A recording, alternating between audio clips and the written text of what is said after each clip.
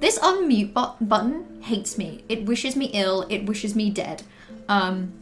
I appreciate that I went live and then immediately like just stared at the screen and zoned out. It's because I was gonna, as I was doing my stream title, I was thinking like, oh, should I call it something like first Saturday stream since 2020 something? And then I was thinking, when is the last time I streamed on a Saturday? Because I don't know, and I'm kind of curious.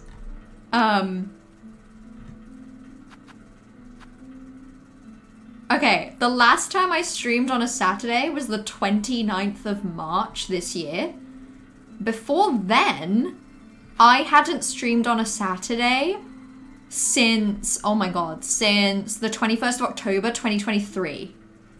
So this is my third 23. This is like my third Saturday stream in a very long time.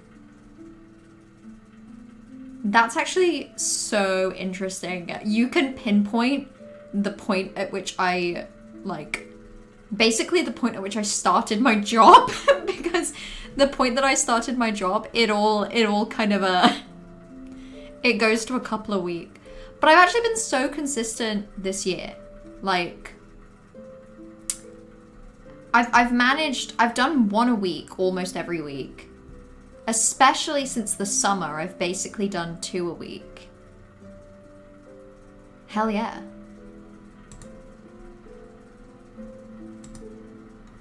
Hold on.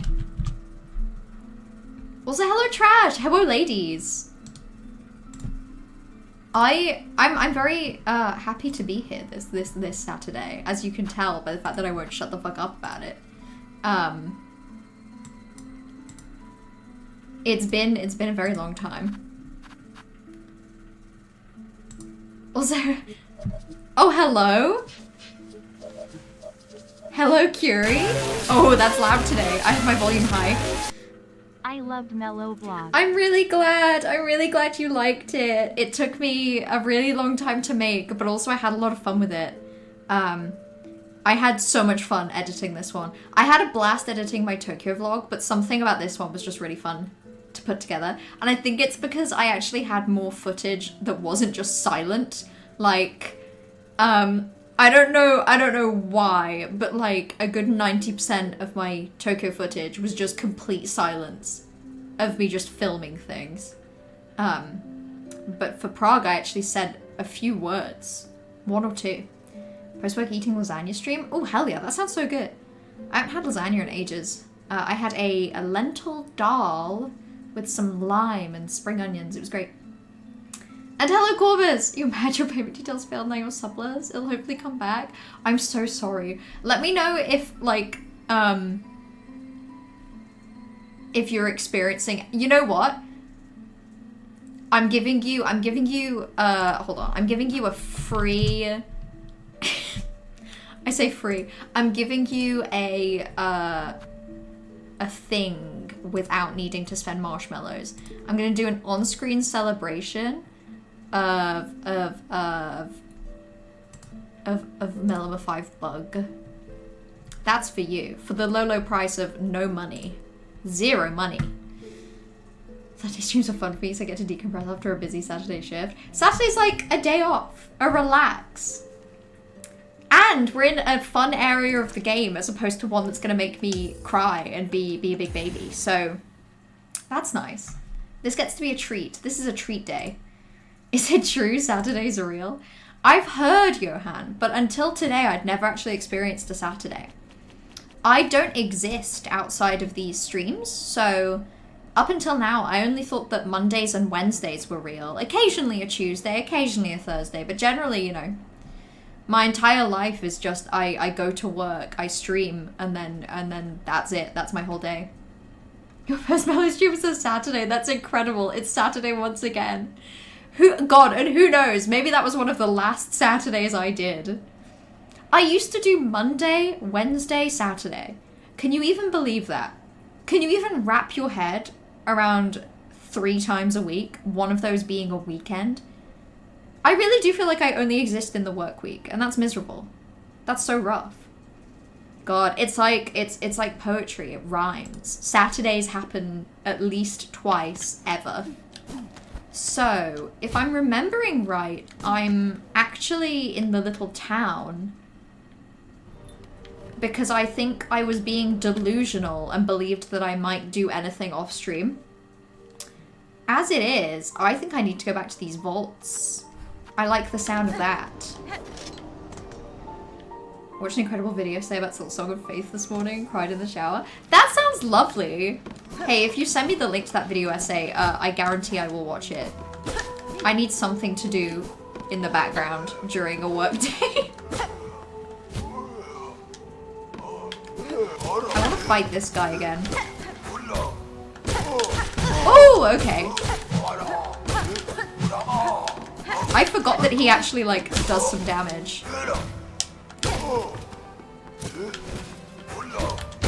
There we go. Nice. Delightful. I have the game volume turned up higher than normal because I kind of want to experience the music more, but also it's probably going to make me weird about talking. I need you all to know that. I was trying to have my Skyrim playthrough, I think, and you usually stream that Saturday. No, exactly! That was always a Saturday stream, so damn. So actually, that was my most consistent run of Saturdays probably ever. And then before you know it, suddenly Saturdays aren't real and I'm exclusively a weekday streamer. How miserable. How miserable for all of us that I single-handedly killed the concept of a weekend. I can't believe I did this to you all. I feel really bad. I want this to break, but it won't. Friday stream would break reality. Hold on, have I still got the... Let me bring up that Twitch tracker thing. So I can use, Twitch tracker keeps really good track of like when okay, so, oh no, oh my god, I had like a whole thing. I did 5 Friday streams between January and June of this year. That's crazy. What happened to me? That was a wild time. No, it broke your sub streak? Corvus, that sucks. Hold on. Can I'm very much delaying the playing of the game. Let me have a look at something. Let me have a look at something.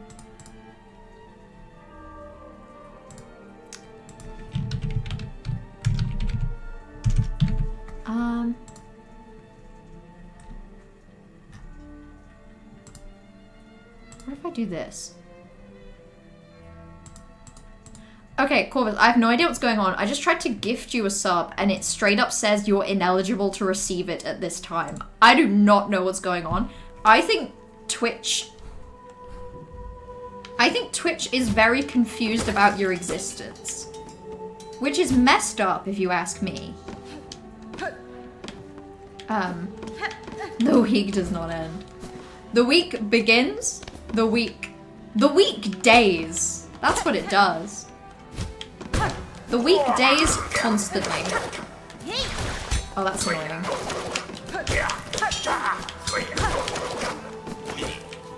God, these guys just require me to be very fast, huh?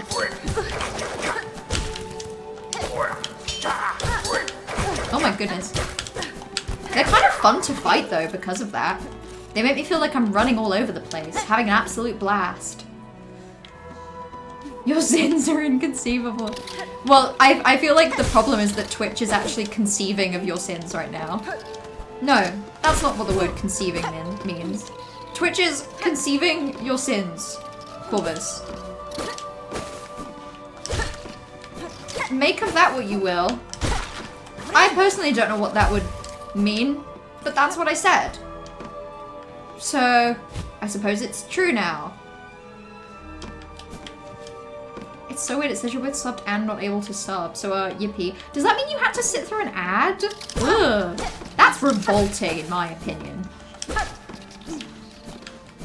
I don't think ads are right. If I could make it like a Marshmallow redemption, that you didn't have to, like, you could go ad-free, I think that would be nice. Oh, interesting. There's so many areas to go here. This is so exciting. I'm full of joy and whimsy. No more Biz Baby. Pissless Baby. That's what they're gonna start calling you? Oh, I see that. I see that hole in the wall. Okay, that's interesting. I might go up here first.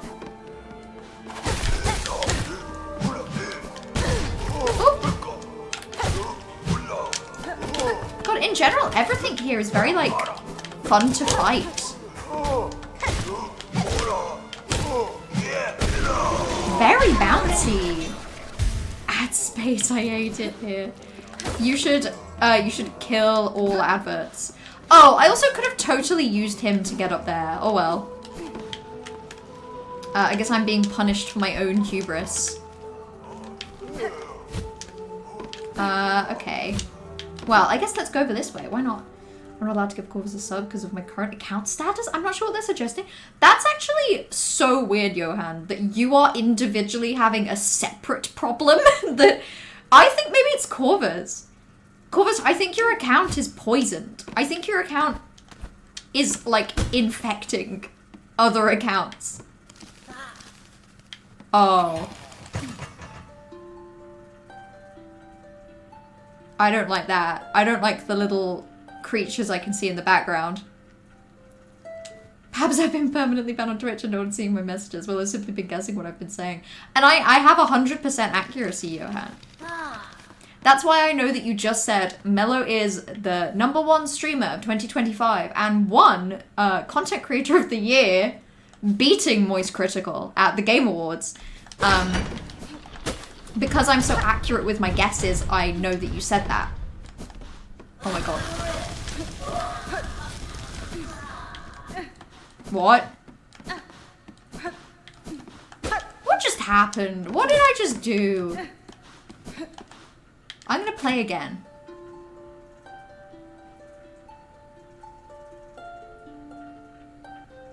Okay, I guess I just made the room freak out. I'm sure that's normal. You have to wait until December 25th? Oh, Merry Christmas! Oh! Wait, I just woke up new enemies. I think they're enemies anyway. They kind of just... Okay. Young acolyte raised in the darkest vaults, destined to ascend to the rank of score reader. Oh, okay. I'm murdering children. I see how it is. What if I went to Mount Faye? I'm scared of scary places. Why can't I stay in nice places, you guys? Wait, hold on. Ooh! Wow. It really is like fighting a baby. Oh my god. Get into the position so that I can use you to jump to higher spots. Please! Oh my goodness. Ah! Okay, wait. I think I can do it. I just need to get it to fly over there.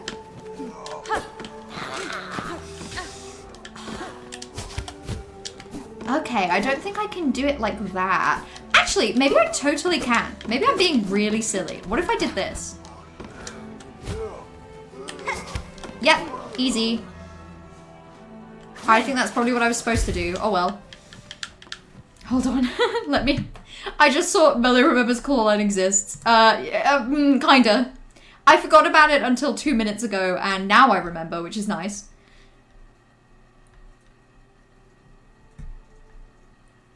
Hold on. Annoying little guys you brought upon myself. Yeah, sometimes that's what this game is, right? Hornet interferes and then creates problems. Also, add quote, Mello is the #1 streamer of 2025 and won Content Creator of the Year at Game Awards.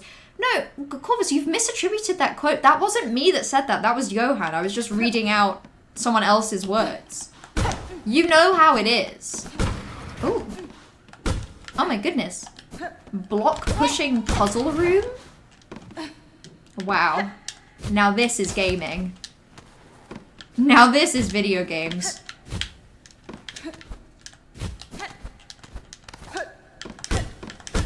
Oh my god, block pushing puzzle room? Are you kidding me? Fascinating. How much do you bet I'm gonna somehow break this room? I feel like I've somehow already done it. Okay, delightful. Okay, well I got up there anyway. Interesting. I took the only non-Expedition 33 win. You know, it's actually really difficult being an Expedition 33 fan at the minute because, like, I feel like everyone else hates me for having wins. I feel like I won too much, you know? I feel like I won a little close to the sun. Oh my goodness. Oh my goodness, I love push block puzzle room. I'm having the time of my life in this room. Oh my goodness. What a fantastic room I found myself in. Ooh, treat. Oh my god, pale oil? I can go get a nail upgrade with that. This area is so nice. What the hell? How'd they fit so much kindness in this room? You see the rails in the background? Hold on. Oh. Oh, these. Oh, okay, I think I see now. Okay, okay, now I see it. What a treat for me. What a kindness. Sometimes I rearrange various cubes in my real life hoping I complete puzzles. It works sometimes, Johan, I promise. It's just like, you know, it's like gambling. 99% of the time, you'll push those blocks around and nothing happens. But that 1%, if you keep doing it, you'll get a reward for completing the puzzle. Actually, 99% of, you know, it's like a lot of people fail before succeeding. Oh my goodness, okay, so I've been in this room. I just unlocked that. That's so nice. I've been telling you to continue in this area for weeks for a reason. I can't believe there was a whole treat right here. Well, I guess I'm taking myself back to, Bellheart. Time to climb all the way up to Bellheart. Is this gonna make it, like, spin the correct way? I chose to edit my Discord message because I didn't want to upset anyone with the last paragraph. It was mildly critical. Wait, hold on. Was this your thoughts on... Yeah. Okay, I didn't see the message before you edited it. Okay, actually, now's a good time. My thoughts on your message. So...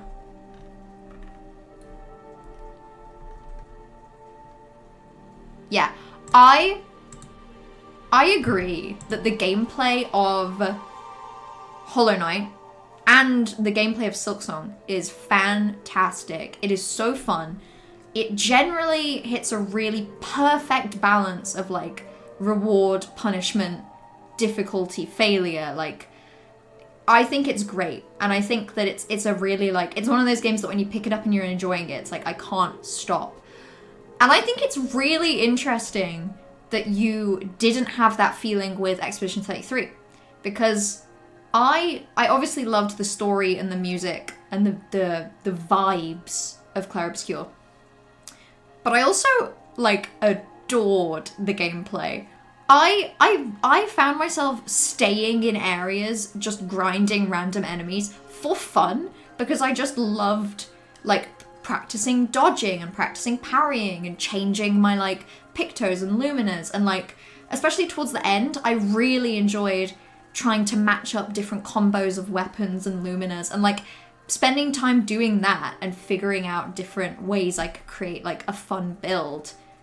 I had like a crazy amount of fun with, and I know that a lot of that is just like Baby's first reaction to a turn-based RPG, but also I think that the way that they did it with Clair Obscur and the kind of variety you get in builds and also the feasibility of so many builds in successful gameplay means that it feels like you get to really choose what you like and use it. Whereas I feel that with a lot of games that let you have builds, there's like an optimal one and you should do that one and that's the best way to play. But I feel like with Clair Obscur, it really lets you build something that you personally like. Which I really loved. And I think Silksong and Hollow Knight in their own way have that as well, right? Like the tools and the charms.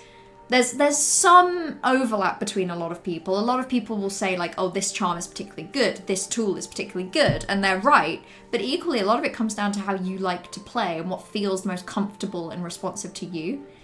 I have so many thoughts about Expedition 33. Hey Mello, and this might be a bit out there, but imagine, okay, just for a moment, I'm imagining, of course, imagine you went to Mount Fae. That's very interesting to imagine. Now that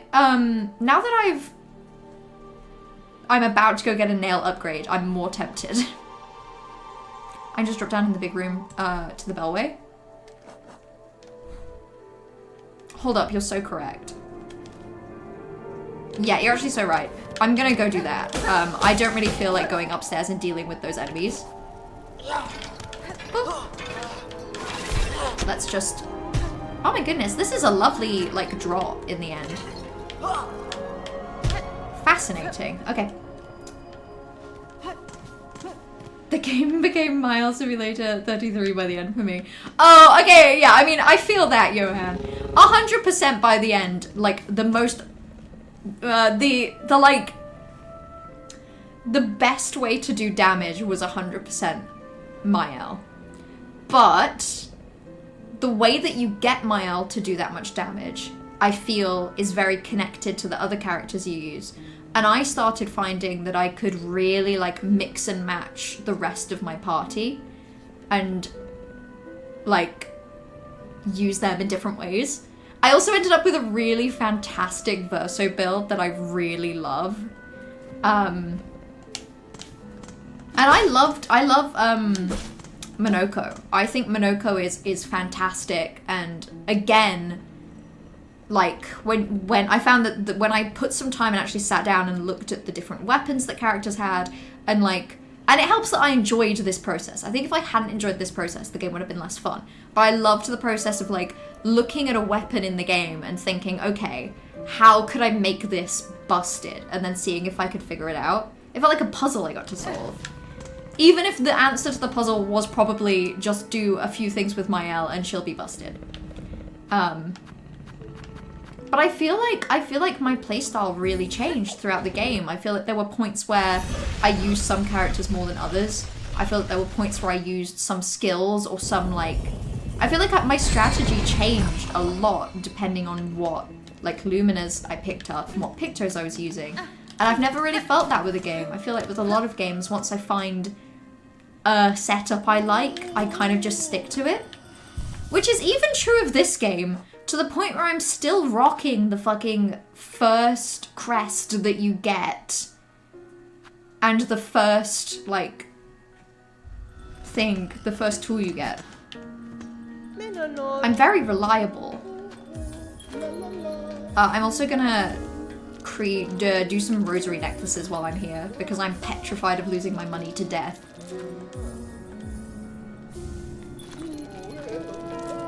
Okay, I can leave it at that. Don't tell me this is a donation. Fuck! I should have checked that before I put all of my money into other things. Oh, wait, I might actually have something for this person. Yes, okay, I have a relic. Enjoy. Please give me enough money to donate. It's fine, close. My dear companions, all are gone now, devoured, scorched, fallen to exhaustion, or worse, seduced by the haunting. Interesting. My position is that in no world wasn't going to be mad about OST and art direction, because OST and art direction of SILKSONG find new ways to blow me away and change my perspective on the game's narrative on a daily basis. That's very valid, honestly. I think the thing with both of those categories for me is that if either SILKSONG or Expedition 33 won, I personally was very happy either way. I'm happy that Expedition 33 won both, but equally, if SILKSONG would have won, I would have been equally happy. And I do feel like it's actually I feel like it's revealed a failing of the Game Awards, that if you nominate a bunch of fantastic games in every category, You kind of end up with perhaps too much overlap. If you go to Mount Faye, I think my sub will work again. Oh, well, I have to try that. I'll give it a go. What wish? Steal a gift so fine. Few of the pin masters of our age who ever worked in such a substance. Yeah, you can have my oil. Toronto, we shall work now as never. What joy you grant this humble artisan traveller. Let us seek that shine, thought, lost within these lands. I can't follow the rhythm of his language at all. I feel like I read out his words as if I've never read language in my life. Oh yeah, we get to see the sharpening animation again. Everybody clap. Sharpening animation time. Oh, this time with oil. Oh gosh, it's new. Oh no, he still removes the single hair. That's nice.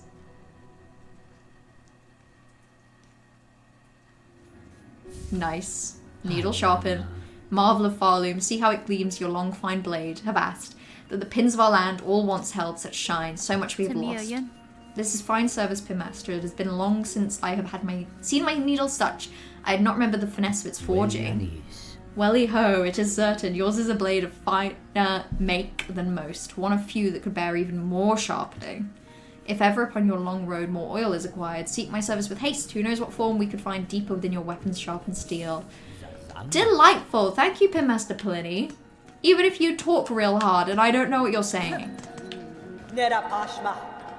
Okay, no items to trade. I guess she's just hanging out here for now. That's nice. That's pleasant. I'm pleased. You generally ran Mael, CL, Monoko. I generally rocked Mael, Verso, Lune. But that's the thing. I would swap... Basically everyone other than Mael, I would swap out for everyone else. Like, I rotated through the other two a lot. I did the Defying Gravity vocal riff? Wait, how? What did I say? Fascinating. I don't even really know Defying Gravity as a song that well. I've seen neither Wicked 1 nor 2. Well, I guess in the grand scheme of things, I'm not too far from... Where the fuck even is Mount Faye? Oh yeah, it's over there. I am actually far away from Mount Faye, but I could just go to the Bellway. There we go. Where am I going? The Slab, I think is where I want to go. SILKSONG should have won OST, there's no French in it. There might be some French. I don't know the OST well enough, but I'm sure there could be something that could be considered French in there. Wait, there's a bench this way. I'm not stupid, I'm benching. There we go, nice. I feel very torn on OST because I found that Clair Obscur was perhaps the first time I'd ever loved game music that much. Like, I obviously love Hollow Knight. Hollow Knight was probably the first time, but Clair Obscur was the first time in a very long time that I loved music that much. And it got stuck in my head. Like, I would, you know, in like the overworld areas in Clair Obscur, I'd be like humming along to it constantly. And there's some specific battle music that I adore because you hear it so many times, and there was just something about it. Personally, don't understand people being mad about no SILKSONG Game of the Year because it was far too divisive on release for it to have gotten that. Yeah, I think it's a shame that SILKSONG doesn't have Game of the Year. And I actually think it's a shame SILKSONG released this year. I think if it had released last year and if it released next year, I think it would have cleared. I don't think it even would have been in competition. But I think Clair Obscur was very spectacular. And is my favorite. It's probably my favorite game. Like, I started playing the DLC that they released. And it's just been making me so happy. Like, it's ridiculous how much joy I feel playing Clair Obscur. And how sad I feel when I remember that I've done it now. Oh, I said, ah. Oh, okay, I know which riff you mean now. Right.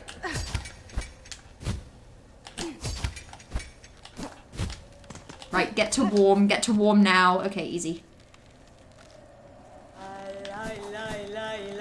Oh! Okay.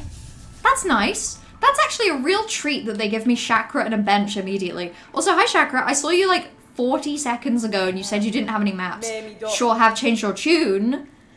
Child-wielding needle, how far our wanderings take us. The cold air here bites through our shells as true as any blade. Warm yourself by my lantern while I call. Farlium is a land of harsh extremes. Perhaps that is in part why the pilgrims have a culture of testing themselves against it so fervently. Perhaps when I first encountered them I had little respect for the weak, rag-bundled bugs, too cowardly to even carry a weapon. But Dondaku, sometimes we judge too quickly. There is a subtle strength to them, though it is difficult for me to truly understand it. Oh, that's delightful. Let's get this Mount Faye map. You've purchased the last of my mapping stock. Yeah, okay. Works for me. Oh, I love it! Oh, it's nice. It's nice to see, like, the edges of the map there. I'm always so fascinated by, like, points like this where there's a gap. Because a gap like this one here between Blasted Steppe and Shellwood and the Underworks, that just feels like... I can't imagine anything fitting that gap. Same with the one underneath Shellwood. But something like the gap between Mount Faye and Blasted Steppes is shaped very particularly, which is interesting. Oh god, we're doing Mount Faye. Should I not? Should I avoid Mount Faye? I can give it a try. I don't know about French, but there is Turkish in SILKSONG. It's the year of languages. It's beautiful. You'd love to see it. There's also, in fairness, there's a lot of gibberish in Claire Obscure's music. As far as I'm aware, a lot of its songs aren't actually in French. They're just in gibberish that sounds like French. Interspersed with occasionally like names of characters to trick you into thinking that you're listening to actual music with words. Ultimately, I don't know why we acknowledge a Game of the Year award that was previously given to Witcher 3. I had no idea that Witcher 3 had won anything. Also, oh my god, I learned recently, what did I learn recently has won awards winners. I recently found out that Overwatch won Game of the Year previously, and I just think that was, you know, to put it simply, redonkulous. Like, how the hell did that happen? Overwatch won in 2016? Crazy. Last of Us Part 2 won? What? It beat Animal Crossing New Horizons. Respectfully, that was the game of 2020, and I will not take any questions or thoughts. Yeah, I think Claire Obscure really deserved it this year. I really think it did. Oops. Oh no. Death Stranding 2 was actually the number 2 position for Game of the Year. SILKSONG wasn't received on release because some people who don't like difficult Metroidvania games picked it up. Yeah, I think because of the hype, I think it reached audiences that perhaps were never going to enjoy it. But because it reached so many of them, and a lot of them were very vocal, I think that was a problem. I also do think they fucked up balancing. I think it is a fact that so many enemies that did 2 damage and so many like environmental effects doing 2 damage was not correct. I don't think that was right. And I think that's the result of having 2 playtesters for like a ridiculous number of years. Overwatch should have been competing for the hotly contested category of second best multiplayer first-person shooter in 2016. They would have been a shoo-in for that category. And they weren't even nominated. Your sub is still wonky. Guess the next thing is to try climbing it. Oh, go on. I'm in a good mood for now. Okay. I've already been to the top though, right? For the slab? Oh, I guess the slab is actually like 3/4 of the way up. French, Latin, other stuff. It's delightful. I love gibberish. I love gibberish so much. I think as well, I'm actually gonna mess with some stuff here. I don't think spool extender is as important as potentially...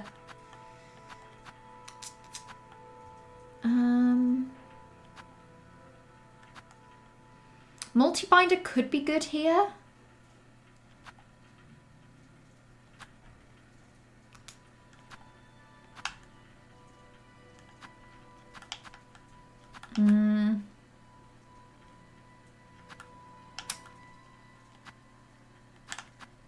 Maybe speed of binding could be good.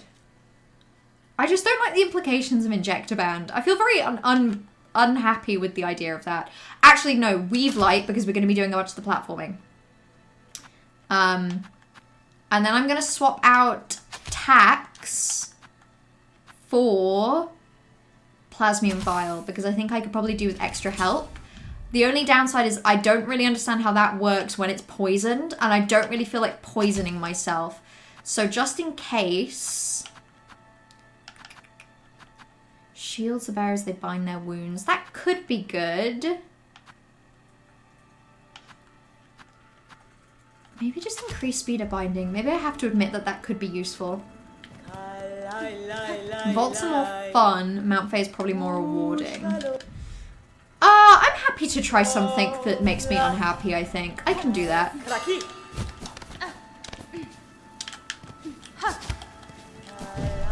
Ooh! Oh my god, okay. So these spots keep me warm. Interesting. I'm just trying to move through this area as quick as I can and then take quick breaks. Overwatch was once huge and they bumbled it so hard. I'm just not the kind of person that would... Shit! Oh my god, okay. Well. I just think I'm not the kind of person that Overwatch is for. Okay. Oh my god, I'm fucking this up so bad. Maybe I shouldn't do this. Okay.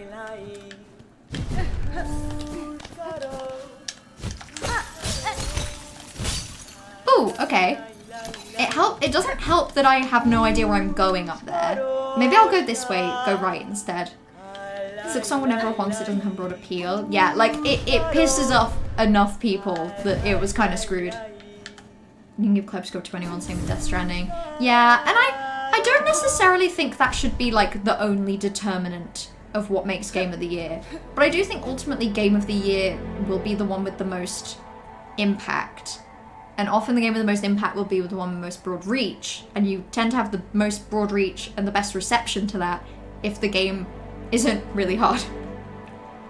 Any Terraria enjoys in chat? Core is such a great game so far, I'd recommend checking that out. I tried Terraria Curie and I just couldn't get into it. I feel like Terraria is like Minecraft or Stardew Valley, but there's a lot of things to understand. And that can be a bit of a struggle, like, at first glance. I feel like Terraria is one of those things that once you sink into it and you get it, it's so fun. You did Mount Fae before Weave Nest Atla, so you didn't have Weave Light, and it was everyone's recommendation to you when you were having a bad time. Oh god. So it is a good one to have. That's good to know. But yeah, that's scary.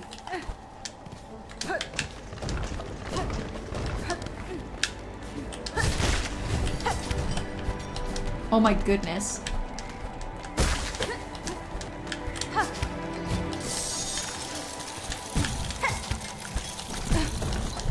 Oh my god. Oh my god! Jesus Christ! I was doing so good! This sucks!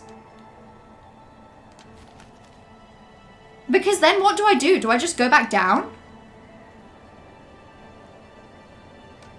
Oh my god, I guess I just straight up go back down to heal at the bench. That's crazy.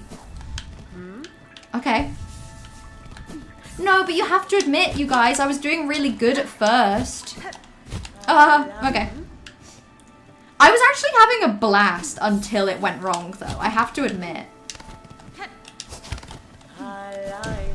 And it doesn't take too long to then get back up here. So I guess I just have to do that in one shot. One thing that has occurred to me just now, though, is that the chance... It's occurred to me there's a very real potential that you have to get all the way up in one. Like, I'm starting to doubt that there's a bench halfway. Well, let me catch up with Twitch chat. This is going to be a really bad area for keeping up with Twitch chat, by the way, because, like, I'm really having to take I'm really having to try to pay full attention to what I'm doing, which is hard because I struggle to concentrate. Also, hello Thievery! I don't think I saw you come in. What shit likely thing for Mello to do? No, I said that I don't. Do you think I'm a liar? Do you think I'm a lion from the circus? Because I'm not. I would never lie. Never. And that's the truth. Tori is the kind of thing you either have 2 hours in or 3,500 it seems. Yeah, and I'm definitely on the 2 hours end. I gave it a go, but then I was like, I don't know what's going on.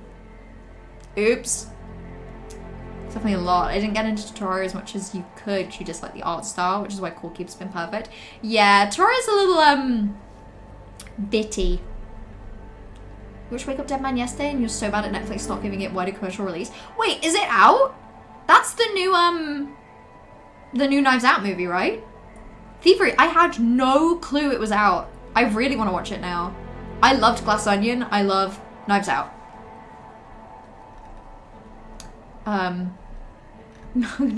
Welcome to Mount Faye. I wanted to say the same. You guys are making me really scared of Mount Faye, which feels like the correct opinion. Who is Faye? You're looking at her. This is her. Okay, Johan, I don't want us to have any comments about how she's shaped, okay? Just because she's shaped like a mountain, just because she's a mountain doesn't mean we can't respect her for who she is. Just because she's freezing cold and full of platforming challenges doesn't mean we don't respect her. There are multiple benches. Okay, that's nice. Right, let's go.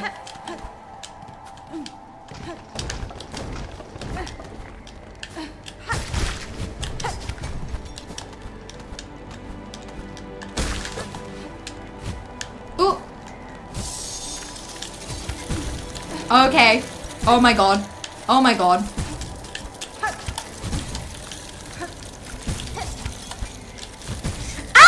Okay, well, I'm just gonna die. That's fine. I got to the same spot pretty easily and then struggled. I kind of had more fun than I would like to admit, though.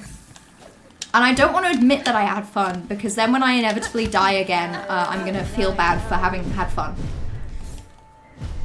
Gonna watch it on Monday with Blue Green. That's a good idea. Now that I know about it, I'm probably gonna watch it tomorrow. It was so good, it made me cry. I'm so glad. I feel like it's one of those things where because previous like movies in that series have been good, I have like pretty high expectations. Okay. What is it with that bit that I can't for the like? Oh my god, wait, it's because I'm forgetting about a whole ability that I have. That's why. Whew. We're good. We're cool. Right, let's go. I'm fucked. This area sucks. Oh my god. Okay. Whew. Mountains get no respect for me. What about hills, Johan? What about hills?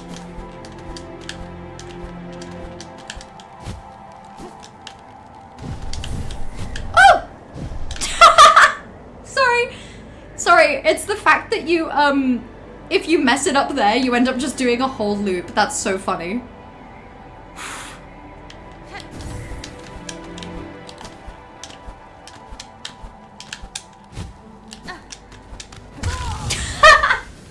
And then I climbed onto the, Yeah, so that didn't go great.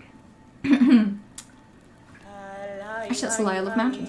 But what about hills? Mountains get all of the attention. Nobody ever cares about hills. And it's just because they're not as big or as impressive, but they're still functionally very similar.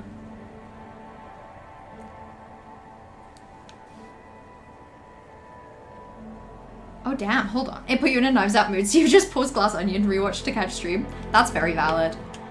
I've only seen Knives Out and Glass Onion once. I don't think I've actually rewatched them. But I feel like if the third one's really good, it'll probably make me do the same. I feel like Knives Out feels festive. Josh O'Connor was fantastic in it as well. He completely stole the show. I think I can picture who you're talking about. That was the actor that was in Challengers, right?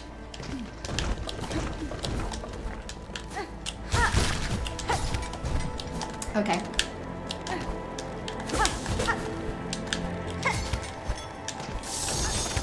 Ah! Okay.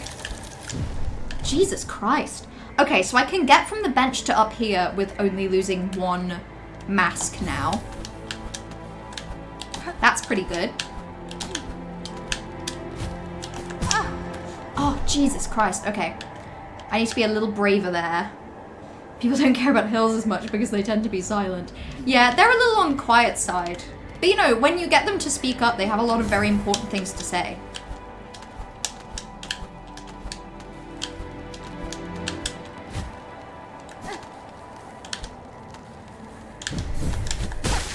Okay, that's all I wanted. That's literally all I wanted. I just wanted to get my thing and prove that I could do that loop once. Whew. Okay. I remember Clawline exists.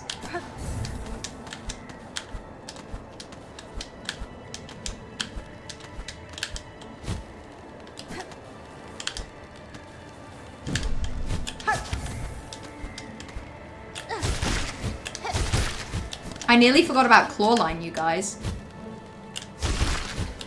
Ah, I forgot about Clawline. That's the resting point? That is crazy. Okay.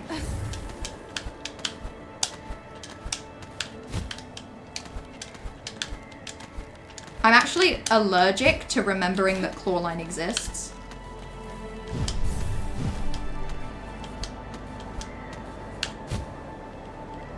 Okay, well, it happened again. That's fine. No matter how much you struggle, I don't think anyone's capable of doing worse than you did here. You think your game was broken. I feel like it's the kind of thing where if you had any controller problems, like if this button wasn't behaving, I'd be having a nightmare. I just saw your joke. I repeated your joke. The joke is good. Hey, the joke is good, you guys. I think if I ever mention the word hill and I don't get several Silent Hill jokes, I'm gonna be upset. I'm actually gonna be more angry with you. Still mean like the joke stealing cockroach I am. Okay, fine, don't kill me, yippee. Hey, you're allowed to steal a joke or two. Just a joke or two though. If you steal 3, then you don't want to know what's gonna happen. The answer is, it's not good. Ah! Oh no. Oh no, you guys. Oh no. Okay. This is the run. This is the run. I'm gonna make it all the way to the top of Mount Faye. Like, I'm gonna straight up do bits that I haven't done yet. You don't even know how real I'm about to get.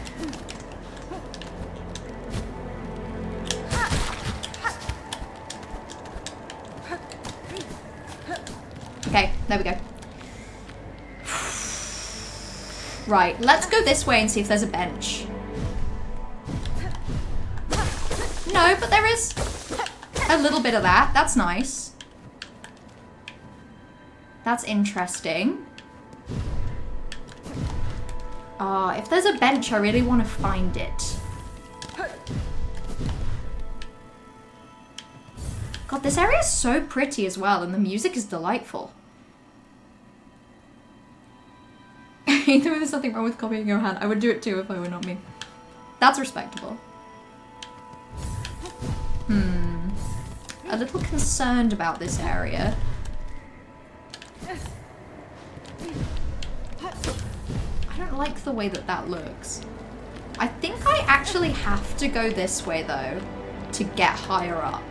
So I guess that's what I'll do. Ooh. So good day for quotes. There's a lot of words in the air, everyone. Keep up the good work. I'm proud of you all. You had weird Clawline physics issues. You and Twitter were watching clips of your gameplay frame by frame to try and figure out what the fuck was happening. Oh, I would be very interested to see some of your clips when I get further along. Oh my god, I'm just like legitimately petrified about where I have to go here.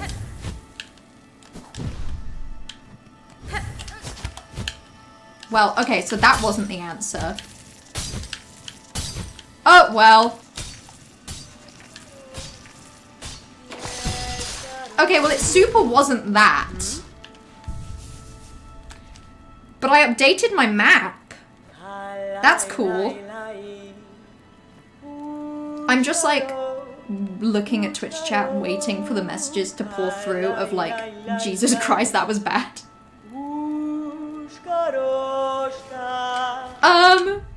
So I created a loop there, but that's nice. I'm practicing. I was briefly considering rocking the Ascendant's Grip. I can kind of see how that would be useful here, but also I don't like the idea of changing things. Jesus Christ, that was bad. Yeah, it wasn't really my best work, was it, guys?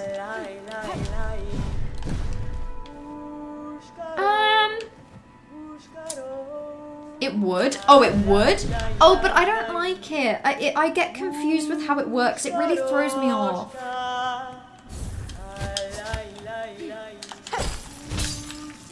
Yeah, so I think I'm not supposed to go up that way.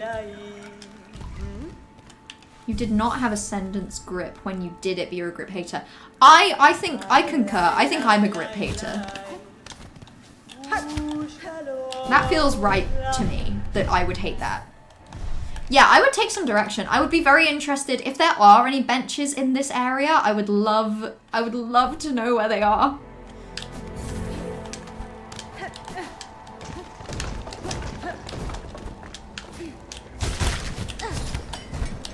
Okay.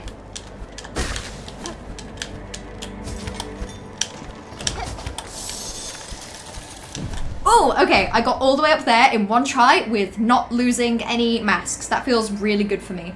That actually feels huge for me. This is huge news, right. Dropping down is correct, you just don't want to fall straight back to the start. I'm assuming I want to fall probably like there-ish. Right, let's see about making my way back to where I was.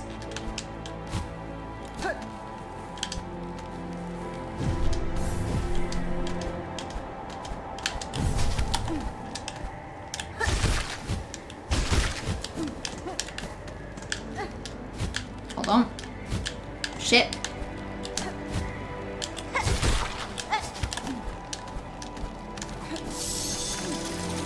Everything's fine! Okay, I lost one there. That's okay. Whew, okay.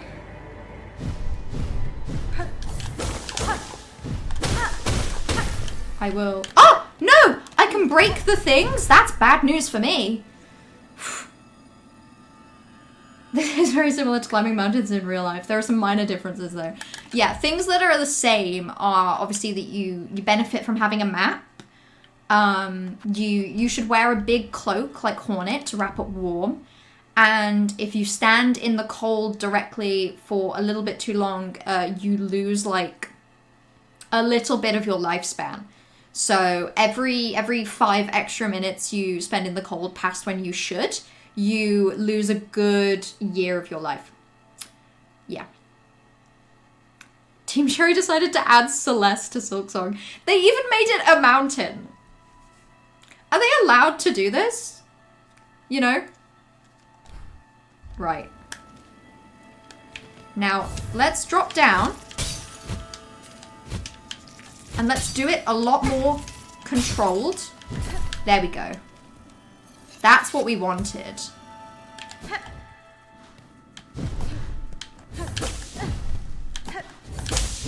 Okay, well that's not a bench, but it is... Is that an endless supply of silk? Ah, okay, not endless. Just pretty damn... Oh! Oh my goodness. That was an enemy? Why did that take me so long to figure that out? It's because it looked like a friend. Servitor Boren. Servitor Ignim. Yeah, it's because they're so friendly, so I thought I'd be fine. Well, that's bad news for me.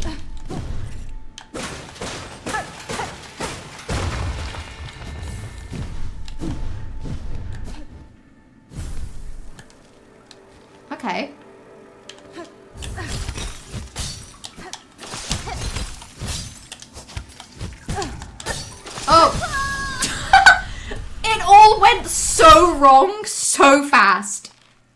Oh my god, you can see her little body freeze up. That's crazy. How did it go that wrong that quickly? That's crazy. She became a crystal. Oh my god, it's so far away as well. No, I fell apart, you guys. Before I go up. Oh, I love secrets and tips and hints. I'll take it. Check the far side of the lake in the chakra room. Interesting. Okay. I'm intrigued. I'm intrigued. I'm very intrigued. It's just for lore, but still. Oh. Oh.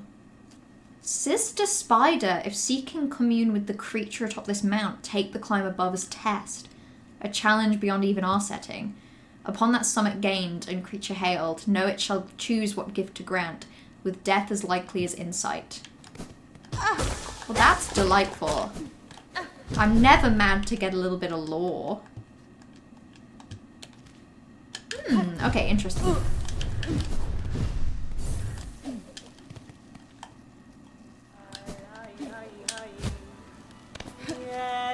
I'm gonna go straight back here and do that. Okay. So I'm gonna meet a creature atop of this...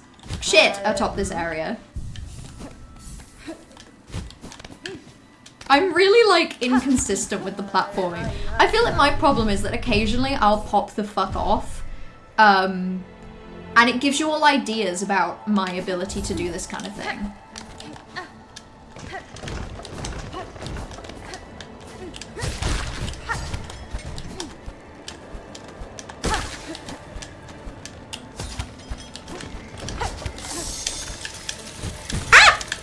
Okay, so I lost one mask, not my best work.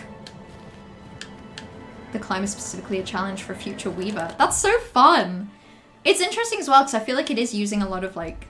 It's using some of my Weaver abilities that I have. Me, Melomaniac.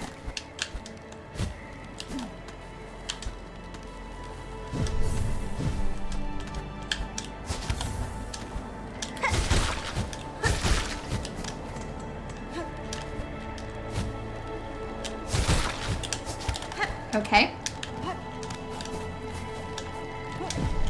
Okay.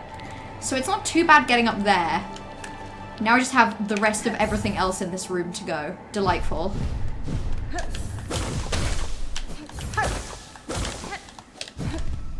Okay. Right, back down I go. Oh my god. That one gets me every time.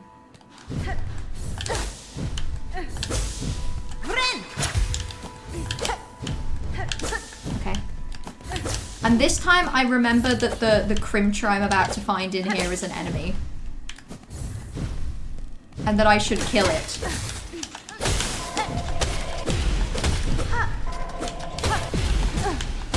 Oh my god. Harder to kill than I would have personally liked, but you know. It's a good thing that it's difficult to murder. It would be bad if it was easy. What would be my unique Weaver ability? My unique Weaver ability would be that I would be able to... I've decided that my unique Weaver ability would have nothing to do with silk. Sorry. My unique Weaver ability would be that I would be able to put myself into a cocoon. So there is silk. I would be able to spin myself a cocoon and hibernate in that cocoon. And in the process, I would be, I would use a bit of time. So, for example, if I was trying to do something, I would probably be late to it. But the time I would lose, I would gain back in that I would be able to do something at double speed when I leave my cocoon. That would be my unique Weaver ability.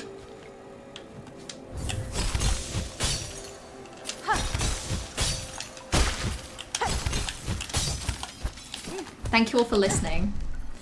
I love how complicated it was. It's not that hard. I put myself in a cocoon. If I spend 10 minutes in the cocoon, the next 10 minutes I spend out of the cocoon, I work at double speed. Net positive silk cocoon. I make myself faster in my cocoon.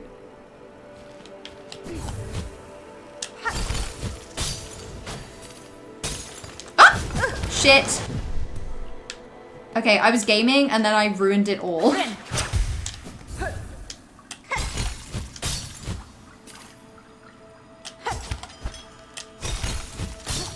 Ooh, maybe I am gaming.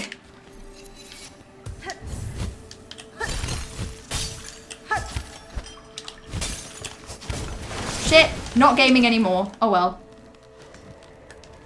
Oh, and I'm warm again. Oh, yay. What a treat for me.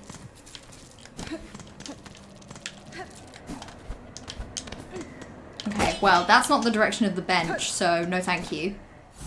Oh, okay, still cold. Oh my goodness, this goes so ridiculously far to the left. I want to actually replay SILKSONG and use Weavelight here. It definitely is helping a lot with being able to use the claw line. A lot. Find a Skyrim mod adds a spell that gives the opposite. Gives the opposition testicular torsion. Would this be a weaver ability? Yes. I think that feasibly could have something to do with silk. I think that the answer to whether something is a weaver ability is could this feasibly be something to do with silk? If the answer is yes, the answer is yes. You lose time effectively making you slower and then you gain speed so you end up where you started. Yeah. So it's better for things like races. Like if I was competing in a race, it would be really good. Because I could spend an hour in the race and then I could run like faster in the race.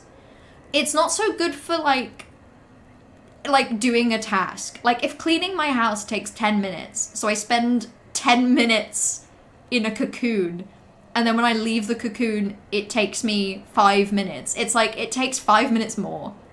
Have you ever done a race? I did a race when I was about, I want to say probably about 10 years old. It was a sports day race, and I tried really hard and had to give up halfway because I was really struggling to breathe, and someone had to bring me my inhaler so I could use my inhaler. And if you think about it, if I'd have just been faster, I could have probably finished that race and then had my inhaler at the end of the race rather than halfway through. So if you think about it, this ability would help me immensely.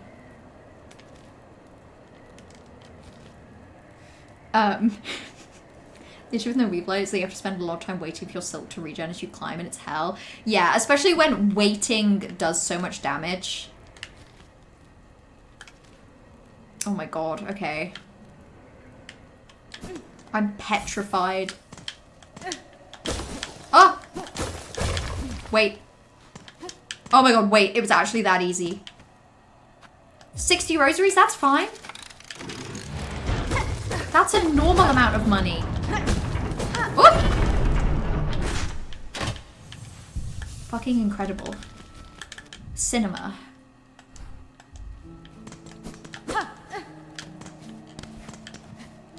Okay, hold on.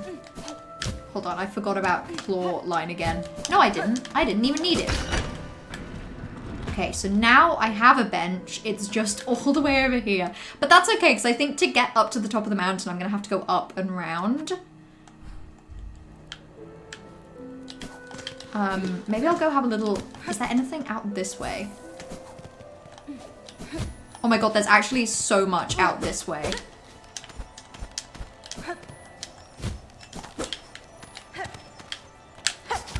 Oh, interesting. Okay, hold on. A bit of mask would be really nice.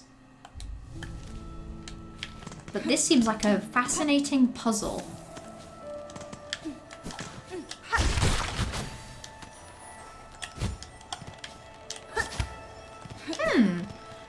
Actually, there's a chance that maybe I need double jump for that. So I'm gonna leave a little marker on the map. with... Let's go with this for double jump. Let's pop it right there. You only got weave like nearly at the end of Act 3? Seriously? That's really interesting. So, did you just not do Weave Nest Atla? Because I feel like Weave Nest Atla is the first thing I did getting the harp ability. Which I suddenly cannot for the life of me remember where I got that from. Actually, I got that from Bellheart, didn't I? Now I remember. For the life of me, I remember. Okay, Miller, race me to that wall over there. I'm also asthmatic. I'm gonna win, Curie. Joke's on you. My story misled you. I don't have asthma anymore. My body grew out of it for now. Oh my god, hello. Hollow Knight. SILKSONG? More like, I finally have my Yay! subscription back. Oh my god, hooray, yippee. Thank you. SILKSONG. Thank you for the 61-month resub. That is a lot of months. I'm sorry that it's killed your streak. But we know, and it's us that matter. Also, I hear, Cobbers, that was their original title. So, obviously, they were thinking originally of not having it be Hollow Knight SILKSONG because it's kind of enough of its own thing. So originally, yeah, they were thinking of more like, I finally have my subscription back, oh my god, hooray, yippee, SILKSONG. To sort of like, make it a more separate entity in the canon, yeah. Do you not just get out of breath fast, when he needs more oxygen to move fast? Yeah, so I would regain my asthma. That's part of the Weaver ability thievery. So to just run through, it's okay to interrogate. I'm very happy with this. So to run through my ability, I cocoon myself for 10 minutes or any amount of time, and then for the next 10 minutes, I move at double speed, and I can complete like tasks at double speed. But also I do have to breathe more and faster and need more oxygen. So essentially it's like I have asthma for 10 minutes. So it's like I go into the cocoon and I come out of the cocoon with asthma, but also I'm briefly faster. And before you think about it, I can't sleep in the cocoon. So I can't just like sleep for, I can't just sleep for like 8 hours and then for the next 8 hours of my day I'm really fast. I have to stay awake and conscious while I'm in the cocoon, and I also can't take anything else in there. So I can't like read a book in the cocoon. So I am trapped in the cocoon and not having anything to do, and then afterwards I'm asthmatic but slightly faster. And that's my ability. Does that make sense? Does that sound fun and exciting? I hope it does. I'm very fun and excited about it.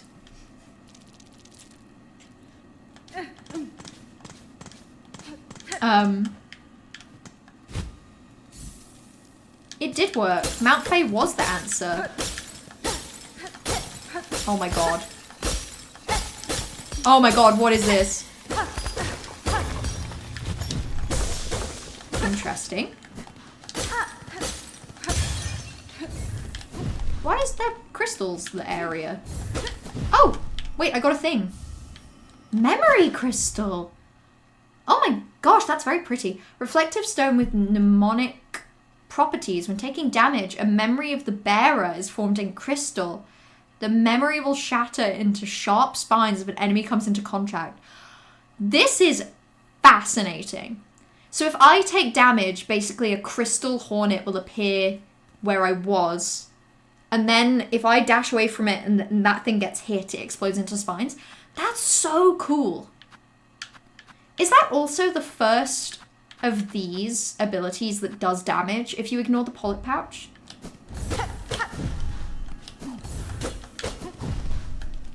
That's so fun.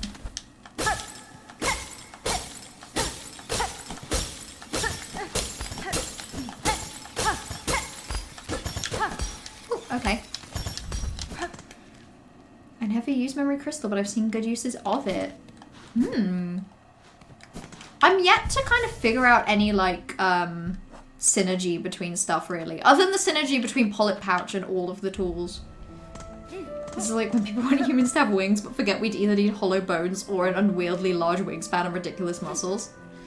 You've just reminded me of famous children's book. Who else read children's book? Is it Skellig?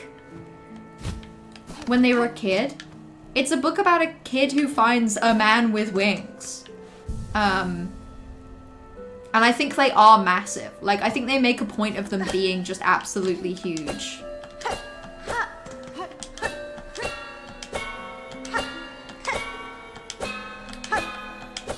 Okay, that was fun. So there is no barrier to me having wings. I'm gonna let you interpret that as you wish. You heard it here first, folks. Johan has hollow bones. Johan has no bones. Now we all get to know that information. What a treat. Ooh. Also, I think I figured out why this is a bad tool for this area, because I don't think I ever actually have time to quickly, like, if I notice that I'm about to run out of health, I don't know if I have time to do anything about it.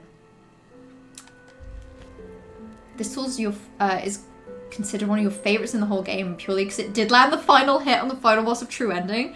That is fascinating. It did the work for you. It put in the hours. Okay, well, we've benched more recently now, so I can be a little bolder. Why is this like a physics object? Why is it like sliding around? It's like there's a mouse under there or something crazy. I was losing my shit over Inkheart. Ah, it's one or the other, isn't it? One or the other, really. Oh, okay. Nope, lost full control of my body. No idea what I was doing there. Right.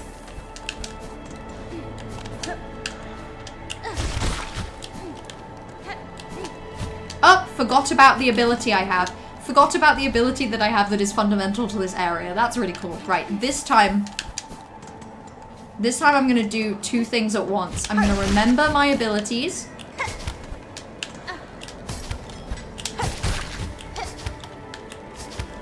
No, okay, trying again.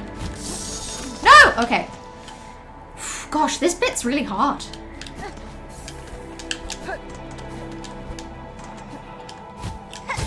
It doesn't help that I'm not necessarily always 100% sure of like whether I'm actually taking the right like the right direction. Memory Crystal was a go-to for you in situations where you were out of shards for making new tools. Oh, I guess that's because it's the first one of the blue tools that actually does damage. And especially when you were running with a build that only let you have one tool equipped anyway, I guess it was a way to do good damage. Skeleton has wings and the kid buys him Chinese takeaway. He loves Chinese takeaway. He has big wings. They're very, I remember them being like dusty and gross. Johan is just a meat sack. Out of context of the bit about Johan being boneless, that just sounds really mean. Okay, the solution was not to go over there. That's good to know. Oh, I'm gonna die. No, I'm not. Yeah, I am. Oh, mountain! Oh my goodness, wait, this is from the trailers. Sorry, I was having fun. I let that happen. Wait, where is my... Oh no, where is my cocoon gonna be? Shit, I think my cocoon might be on the mountain now. I may have created a problem for myself here, which isn't the best. I was having so much fun slipping and sliding. You know how it is. Yeah, first ever slopes in Hollow Knight. See? See? I'm allowed to be so excited that I momentarily forget that my actions have consequences, right? This is where you started having issues because weird physics things around not getting height from clawline. Yeah, that's a little... I'm not feeling the most, like, natural... Yeah, you know, straight up, that's the issue I'm having there, isn't it? I'm not getting the... Normally when I've been doing clawline, like you say, it's like a pogo. You go across and then you kind of circle back up. But that's not what's happening here. So...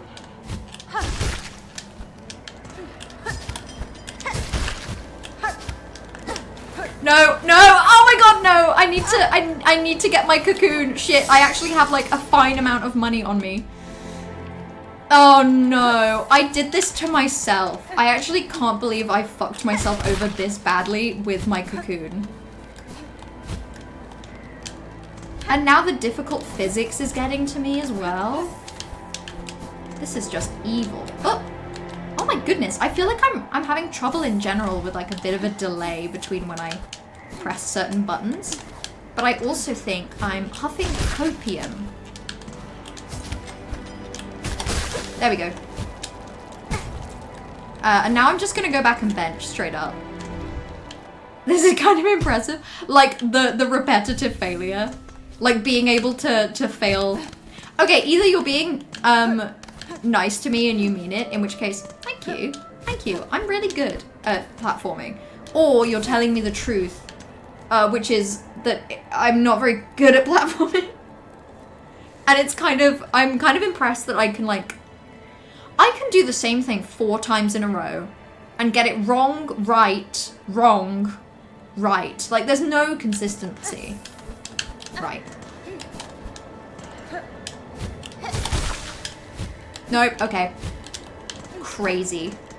You studied the frames. The key is to just chain claw line at the height of your jump. If you aim slightly lower on enemies, it almost snaps you upwards and gives you more height.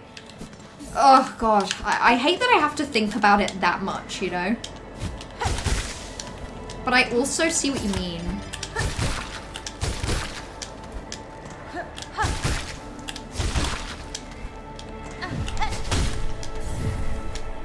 Okay. Oh, no, I'm just gonna go back here briefly. It's impressive how much you fucked yourself, but also you managed to save it. Yay! I'm glad. That's what matters to me, really. Not, like, how good I do a thing first try. Shit! But how impressive it is when I pull it back. You were being nice. Hey, I believe you! And I appreciate it. I appreciate it very much. You gotta understand, because of the delay with Twitch chat, what I was probably doing just before I read that, I think was bad, you know? When you said the nice thing, I probably deserved it. But then like 10 seconds pass and I do something ridiculous. And then I see the message and I'm like, yeah, fair enough. I was just doing what I was doing. I am aware of my actions, you know?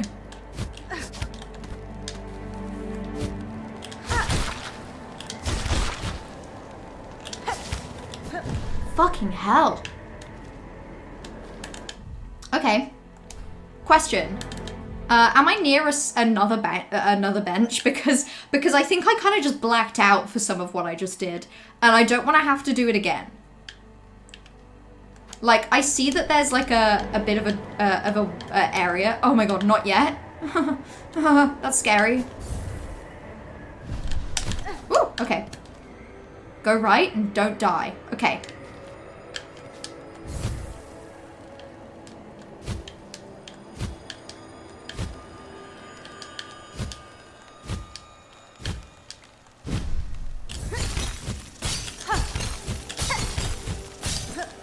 Shit.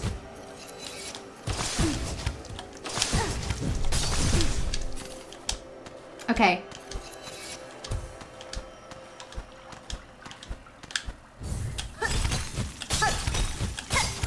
Shit.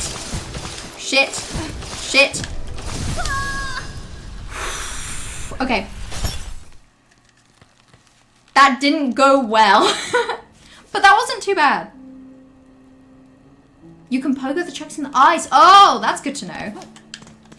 That is a helpful little tip for later. My second attempt right now. Mellotide, yeah.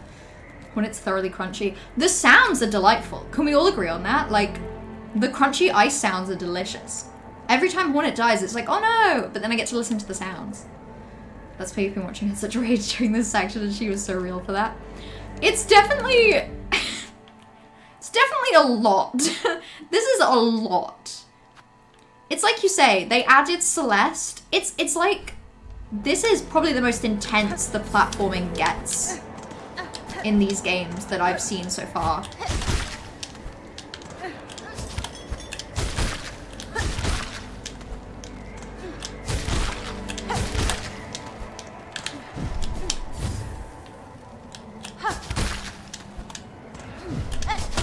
Yeah, God, okay. I pull this back somehow. It's definitely more impressive watching me. Impressive isn't.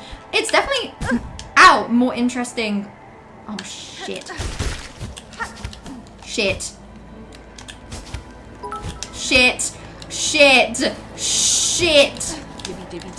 Okay, well. Something pulling stuff back. I'm sad I gotta head out, Nightwall. Thanks for stopping by, Corvus. I'm here at Mount Faye. I'm sorry that I've only done like half of it. This area is realistically this game's White Palace, except you don't have high blood, so it's punishing. Yeah. And it feels like it gives you silk less often. I love the sound, feels like chewing ice cubes. Yeah, it's great. It's great fun. SilkSong was snubbed for audio design. When the Game Award nominations released, I said at the time that I didn't think Expedition 33 deserved the sound design nomination. I super don't think it did. I feel like they just gave it sound design just cuz, and like they shouldn't have. It's got fine sound design. It's fine. It's nice, but like this game 100% has better sound design. And it would have been such an easy win for SilkSong. It would have been a nice, good second win at the Game Awards. And I can't believe it didn't get it. Whew, okay.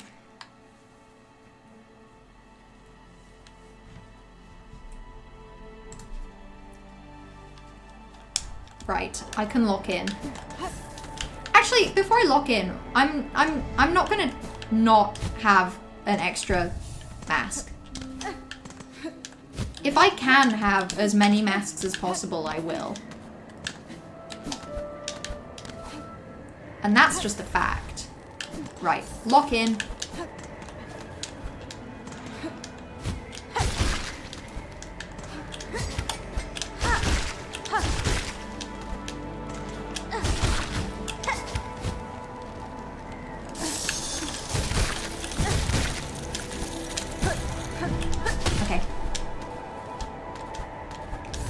I don't have as many masks as I ideally feel like I would going into this bit. But that's okay. Right. Go right and don't die.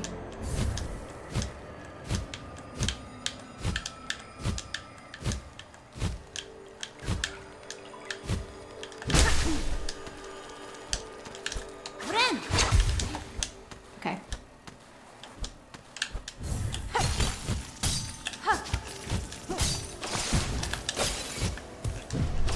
That's okay.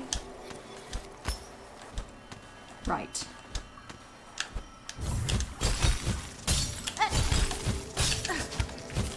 Shit! God, this area, this is so tough. Okay. Shit!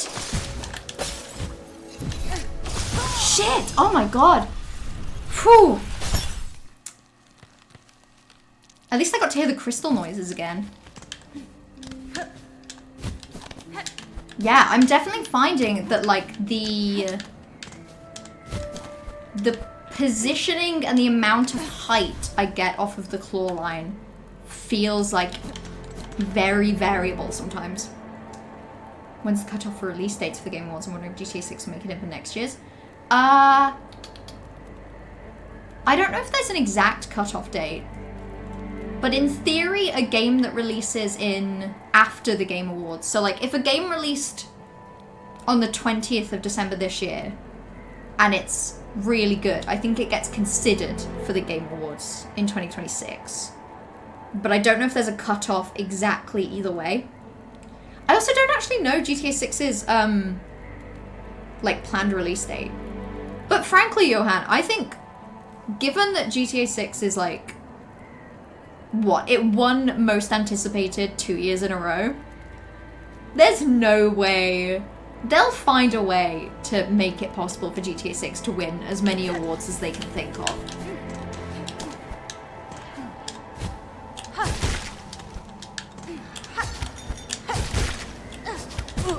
Shit, okay.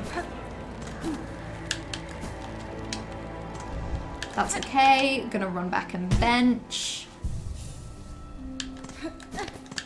Dispatched didn't release till November and it got a nomination. Yeah, basically, I think as long as there's... I think probably a couple weeks before announcements go out of the nominees is probably the point of the cutoff.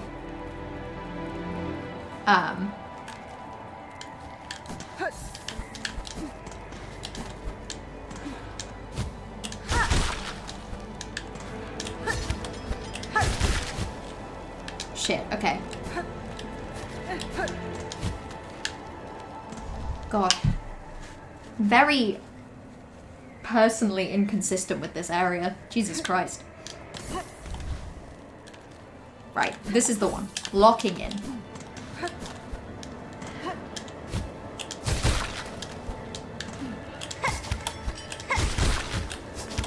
Jesus, what is happening? I feel like I was doing okay with that one bit. And I've completely fallen apart. Right. Oop. I'm having the same problem with Dash again. Okay, no. This is it.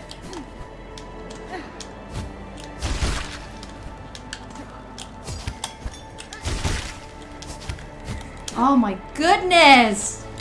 I'm just not getting enough height. That is crazy. GTA 6 is the 19th of November, so probably still fine. Yeah, 100%. 19th of November, and it's GTA 6. Like, frankly, Johan, I think if they have a lineup for Game of the Year going into November, I guarantee they'll just have GTA 6 in that lineup, you know? They don't need the game to be out to have it as a placeholder in the nominees. It'll be your favorite indie game of the year. It will be. It will be the best debut indie. And it will somehow also, oh my god, still win most anticipated, which is crazy. I'm actually impressed. If this was me, I would have smashed something in rage. I could not do this area. I think it helps that I'm in a really good mood. Like, there's definitely been, like, days where I've played this game. Oh my goodness, it's that last one. I was getting it really consistently. Am I running out of lace? Silk, is that the problem? Interesting. I think it helps that I'm in a good mood. There are 100% like days where I've been in a very bad mood and wouldn't have been able to do this without like crying.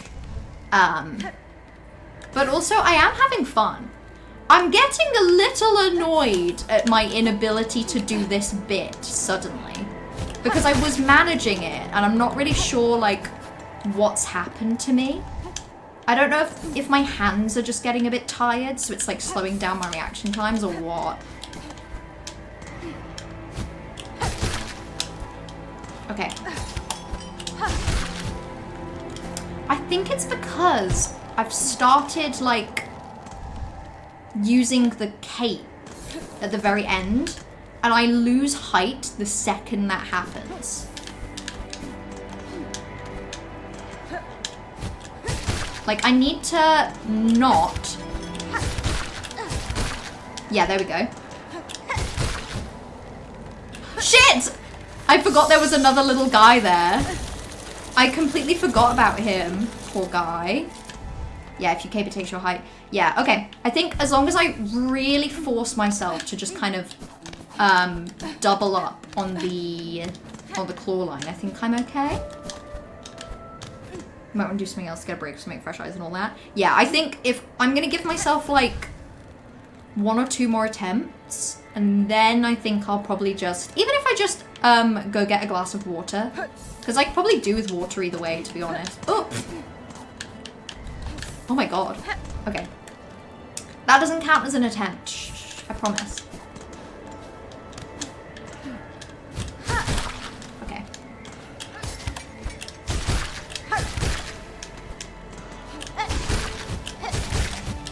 Oh, okay. That did count as an attempt. Time to quickly go back and bench. Hydrate or dehydrate? I don't have any water. Okay, one more attempt. I promise. Promise. One more, and then I will go get water so I can hydrate or dehydrate. And I will take a quick break. In fact, I might even take like a whole 5-minute break. And then we can all have water and also like refresh our eyes a little. Oh, okay, well that's that attempt done. Time to dehydrate, I guess. I will not dehydrate today. I'm gonna go grab some water. Also, hello, Min. I'm sorry, this is bad timing. I'm gonna be back in like 5 minutes. I'm gonna grab some water. I'm gonna look out my window. I'm gonna put an ice cube to my cheeks because I feel very warm. And I'll be back in like 5. I will leave you with the music and looking at Hornet on the bench.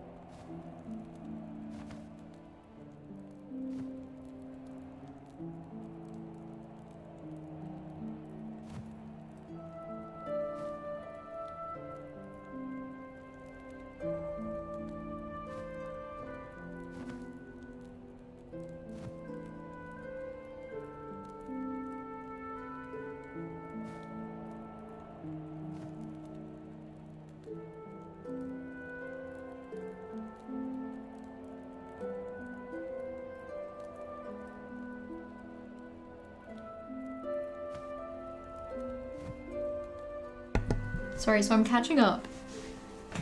A lengthy discussion about mint chocolate's validity. I'm not going to read a single more message before I get this out. I love mint chocolate. I think mint chocolate is delicious.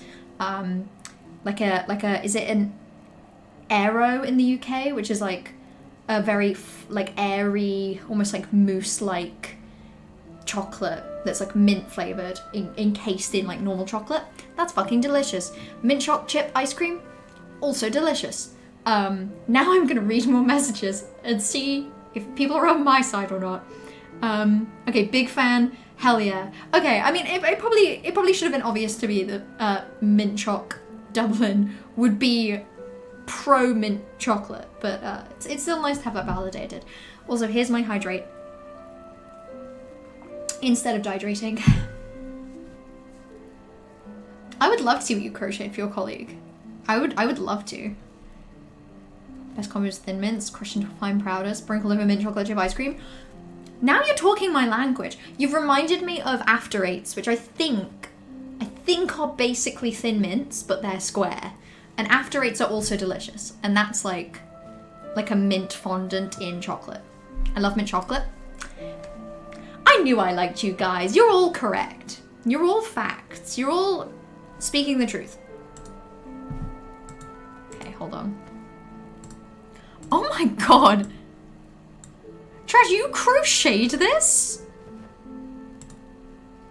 You crocheted this scarf and hat?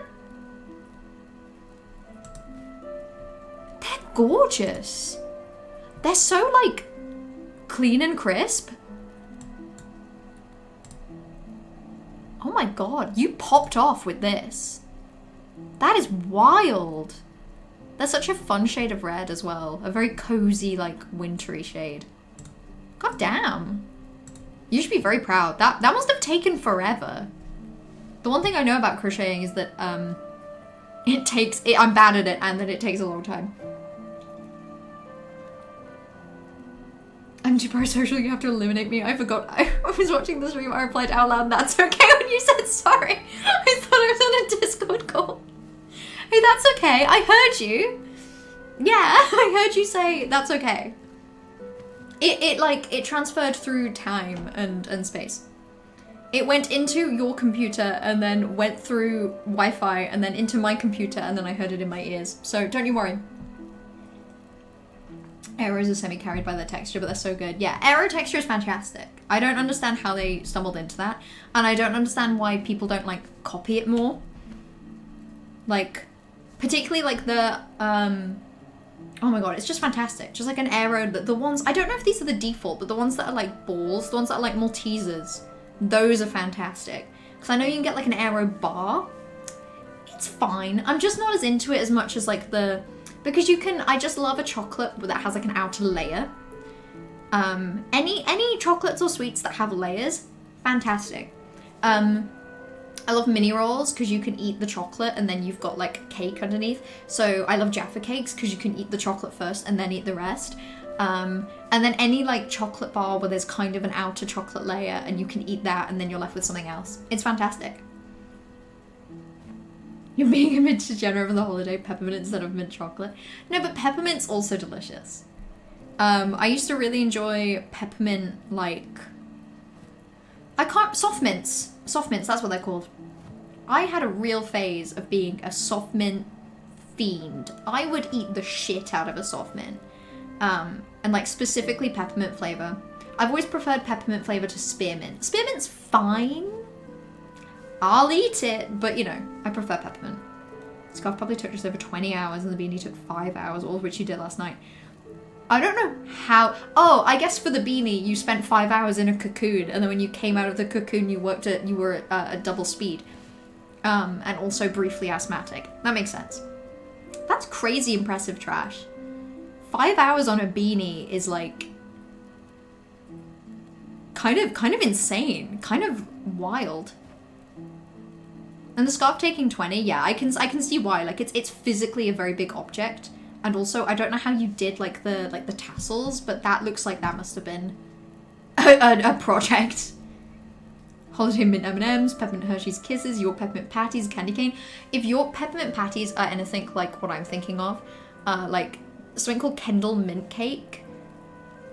Yeah, that's good. That's the good stuff. Just like just a solid block of like peppermint fondant, of like half semi-solid peppermint fondant. Amazing. Peppermint ice cream, delicious. That's what the festive season's all about, really. Mint flavored things. Scarf crochet and audiobook is insanely fun. It does sound it, actually. A nice, like, craft. Like, getting to do some crafts and also getting to read at the same time. It's a shame I never got into audiobooks. I just really struggle. And chocolate should not be together, that's a crime. Thievery, no! It's yummy. I have a case to present to you on why mint and chocolate are delicious together. Mint is like refreshing spicy. Mint is like, what if spicy was refreshing instead of warming? And chocolate is warming, but not in a spicy way. It's warming in like a very melting way. So when you combine mint and chocolate, it's a delicious flavor profile that that goes in every direction you could possibly want. It's fantastic. Mint block curly. Ouch, but your opinion is valid. You have hurt our feelings. You have hurt our feelings, but that's okay. Beanies is the tallest stitch, do you cover more ground with less rows? Scarf is 200 grams of yarn, 2 balls, and beanie is like 2/3 of a ball. Okay, that makes sense. It's kind of like, it's interesting to me that it uses less. I guess it is physically smaller. But I never think of a scarf as being that much fabric, but I guess it is, especially when you say you're doing like a closer stitch. I like mint and I like chocolate. Whoever decided to mix them should be in jail. What if I told you it was me, Thievery? What if I told you that I traveled back in time, like, I don't know, like 600 years ago, and I combined mint with chocolate? Do you still think I should go to jail? And if you do, is there no kind of like, what's the word? Is there no like a time allowance for my crimes? I invented mint and chocolate combined like hundreds of years ago, Thievery. I barely even remember doing it. So I just feel like surely enough time has passed that I can be forgiven and my jail time wavered. No, go straight to jail. I do not care. Crime gets too empty. No, but like, okay, surely just for like a few months. Surely I just have to go to jail for a few months to teach me a lesson. Surely. There's an imposter. Someone that dislikes mint, and it's not just Thievery. Really?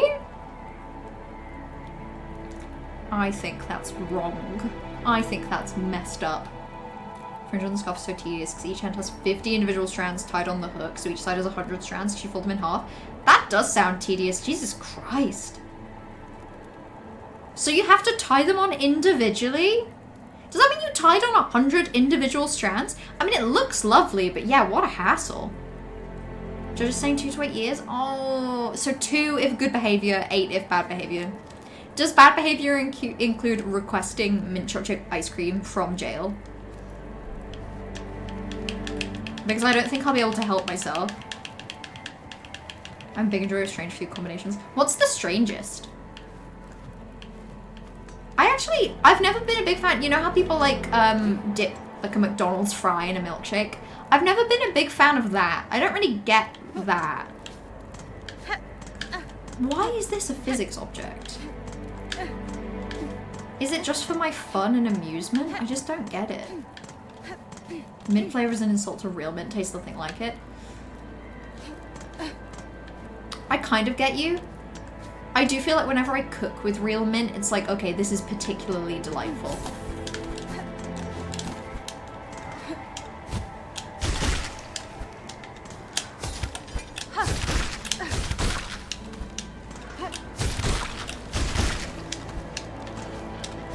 Ooh. Nope, it's this way. Okay. Right.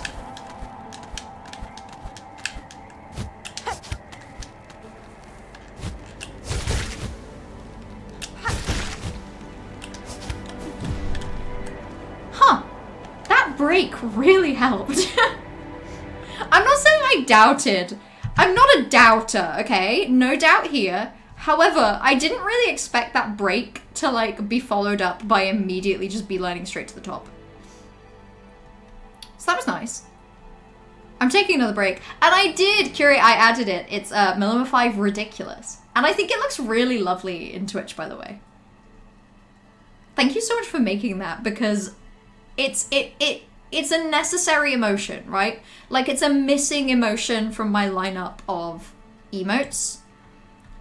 Like, I can convey so many things with my emotes, like Midna or Bingus. Those are feelings, but I was missing that kind of like, you know, the sort of frustration and like, you know, I feel like we can use Melima 5 Ridiculous in many different situations. Most of them frustrated or finding things wild. Scuffy's your favorite stitch is called Moss Stitch. Oh, it sounds nice. I like the word moss. You only do half the stitches in each row, but because of that it makes each row shorter because of how it joins the one below, but it gives you an amazing dense but super light stretchy fabric. I feel like I can see that in the picture, that, like, obviously I wouldn't have guessed the stitch. That I don't. But I feel like you can see that it's very, like, close together, but it still looks like it would be very thin and, like, scarf-like, you know?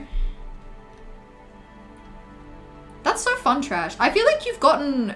I feel like this scarf and beanie combo is a real testament to how, like, how much practice you've had with crochet and, like, how far you've come with it. Like, it's very impressive that it only took you that long to do both of those projects. And that you did what I imagine is kind of a complicated stitch for the scarf. Vanilla fries and shake moment. Love a vanilla fries and shake moment. I just, you know, I don't find it gross. I just don't love it. Like, I don't seek it out as like a flavor combo.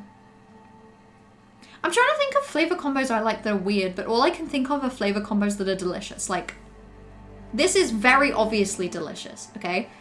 And it's only popped into my head thinking of combos that I would do with food that are kind of like vaguely DIY the way that a fry and a milkshake is. But me and my mum used to have, so we'd get dates, and if we were lucky we'd get good dates, we'd get medjool dates. But if we were unlucky, we'd just have like pitted dates. Crack it open, fill it with peanut butter, get a dark chocolate button, like a dark chocolate button, and then just eat that. And it's so good. It's really good. It's yummy. Because obviously it's yummy, but it's like, it's really yummy. You don't get it. Peanut butter, date, and chocolate. It's like a Snickers, but made out of dates, peanut butter, and chocolate. So good. Sun chips in ice cream. Crunchy and smooth, salty and sweet. See, now that's more compelling. I'm feeling more invested in that. Because I do like a salty sweet combo. Sweet potato fries. Oh, sweet potato fries in a vanilla shake actually does sound fantastic. Maybe that's the problem. I've only ever tried it with like a McDonald's shake and McDonald's fries, and you know.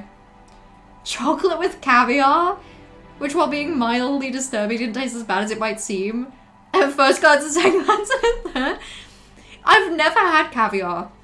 I find the concept of caviar gross, and I find the concept of chocolate delicious. So combining those two things, you can see how I'm struggling here.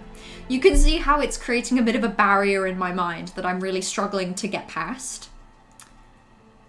100 strands, but that's nothing when you've finished doing literally thousands of the same knot, 20 towers. Yeah, I guess when you're counting them out, you're like, oh, only 100? What a treat. Wild. I don't have the, I guess partly that's probably why it works so well with audiobooks. I was going to say, I don't really have the patience for a repetitive task like crochet. I feel like if I do the same repetitive movement too many times,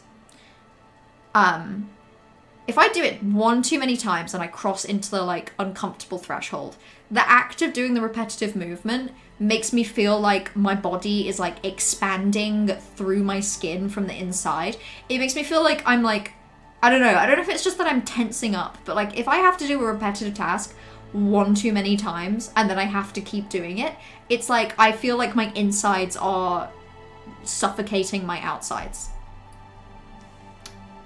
Is that a feeling we all have? Is that a normal one that we all agree with? I think it looks great in different format. I'm glad you like it. I love it. I think it looks very adorable. and I'm very happy to use it. It's a shame. I don't think I can do an on-screen celebration of an animated emote, because otherwise I would be spamming that. The third scarf and third beanie.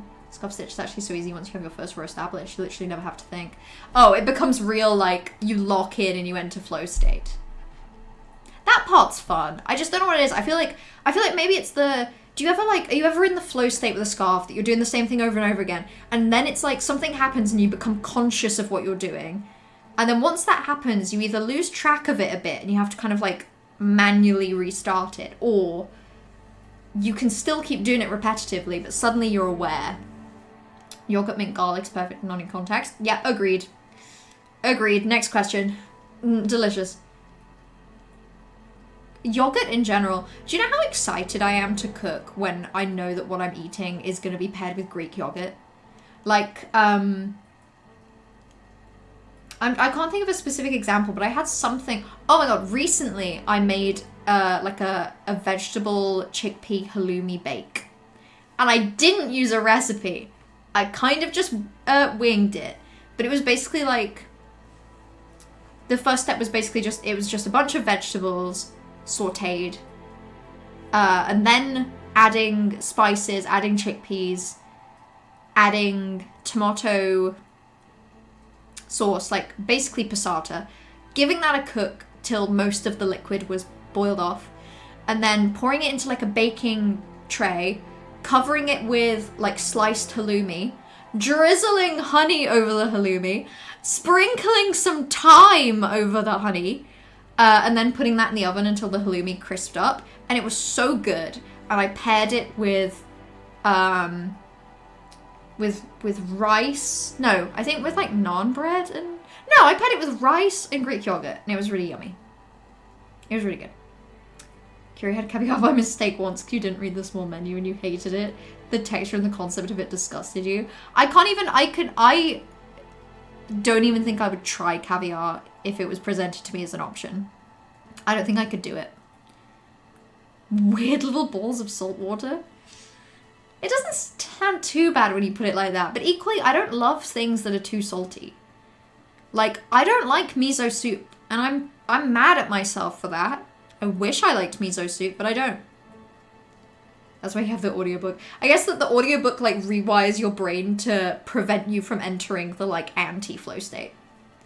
Oh, damn, guess who beat Final Fantasy 10 and 12 and is working on 13? Trying to beat 12 Final Fantasy games this year? Mint, that is huge. Beating 10 and 12. People like 13, right? Or is 13 the one where, like, people either love it or they hate it? I know that the main character is called Lightning, which is very intriguing to me. Recently, me and Party started playing Final Fantasy 15, and I've been watching. And I found it very fun so far. Have you tried the ramen recipe I sent you yet? I made it the other day and I love it. It's on my list. It's so on my list. I haven't made it yet though. I feel like I've gotten into a real bad habit with cooking recently where I don't think I've tried a new recipe in a while. I know I was just talking about the halloumi bake, but that wasn't a recipe. That was literally just like, I had these ingredients, I had halloumi, and I just kind of wanted to achieve specifically something. But it didn't feel like a new recipe because it was like half of a few, it was pieces of different recipes. I've just not had it in me to cook something new, which is a shame because I remember, I can't picture the ramen recipe now, but I remember reading it and thinking like, oh yeah, this is the stuff. I give you Turkish nationality. Nobody benefits beyond love for yogurt will be well taken care of over there. Thank you. I appreciate that. I sincerely believe that all meals would benefit from the presence of yogurt, and most meals would benefit from the presence of jam. Some form of jam, you know, like an apple sauce or a cranberry sauce or like a sweet chili jam, that kind of thing.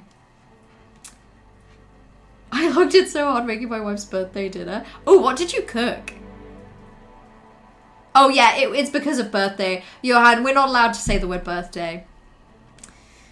If you'd have said something like, I locked in so hard making my wife's, like, bomble scromp dinner, I'd have been like, oh, birthday dinner. Yeah, that makes sense.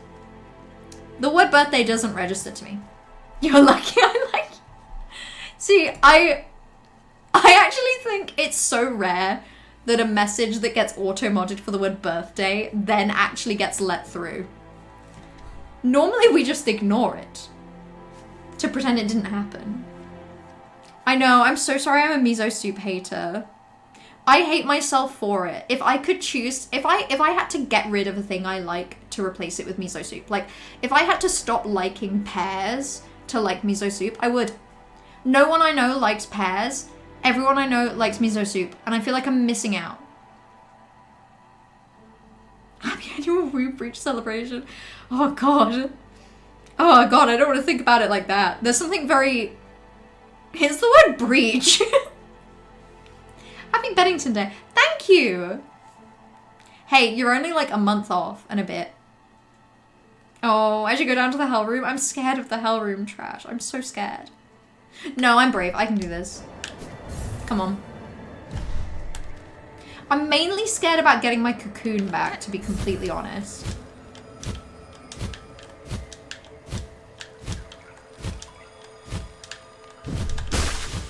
Okay, actually getting my cocoon back wasn't too hard. Right.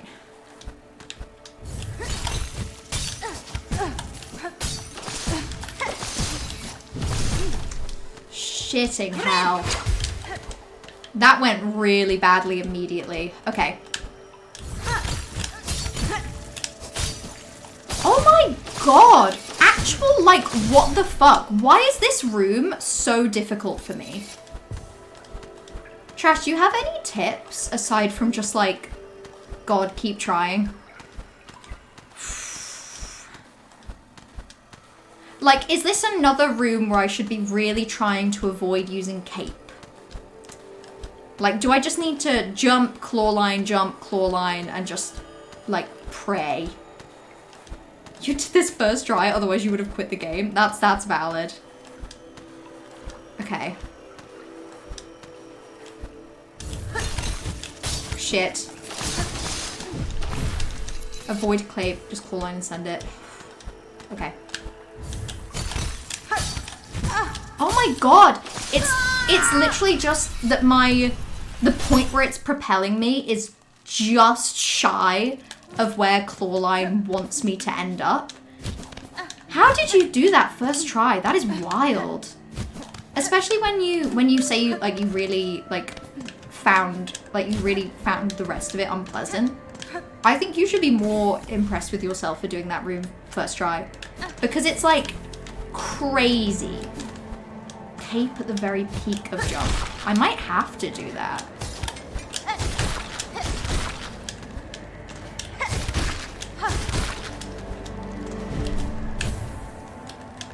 Shit.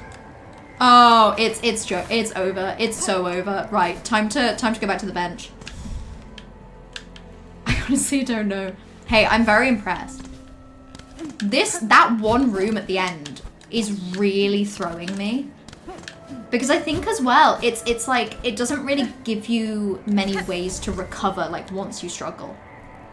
First try at 500 try room. I think it just happens or it doesn't because it looks unpleasant. Yeah. I also think it's one of those where, like, the more tries it takes, it's one of those kind of areas that, like, really gets in your head.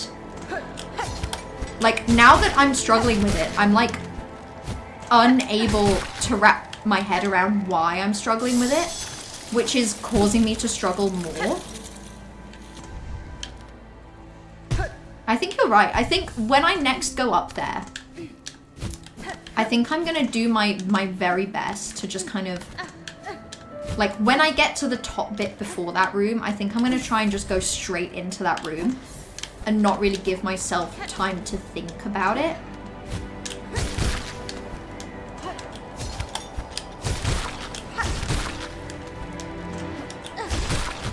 Oh, shit. Can I, like, turn off cape? I feel like having cape is doing more damage. I'm still having fun, don't get me wrong, but I am also just, like, blown away with how much I'm struggling with that one bit at the end. Especially because oh god, I'm really praying it's near a bench. It feels like it would be. Like, it feels like good, appropriate bench location. Shit! Oh my god. The second I use cape, it's just over. Right. Can't even ban yourself from the button because it's also jump. I know, it's so rough. Okay. Ah! Okay.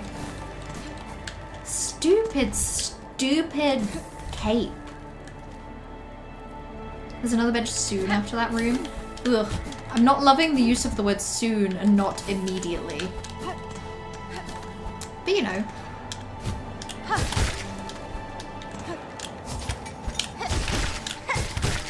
Okay. I swear, I'm trying so hard to like gently caress the jump button. It's like the amount of time you have to hold the button for to get it turn in. I guess actually, if I jump... Huh, hold on. Okay. It's just difficult because... Yeah, because if I just jump, it doesn't activate. But if I am in midair and hold the button, then it does. And obviously, this whole area is about being in midair.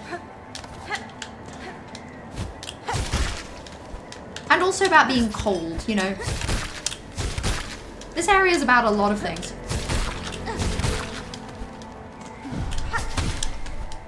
Okay.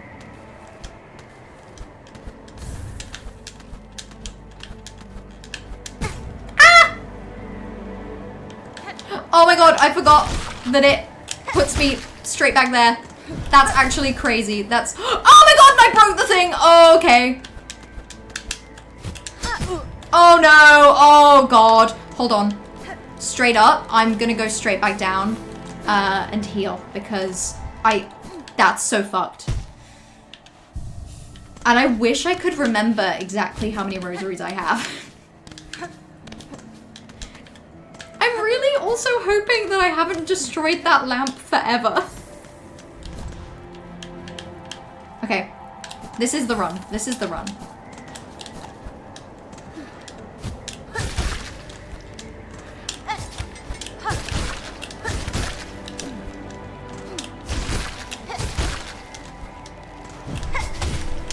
Okay.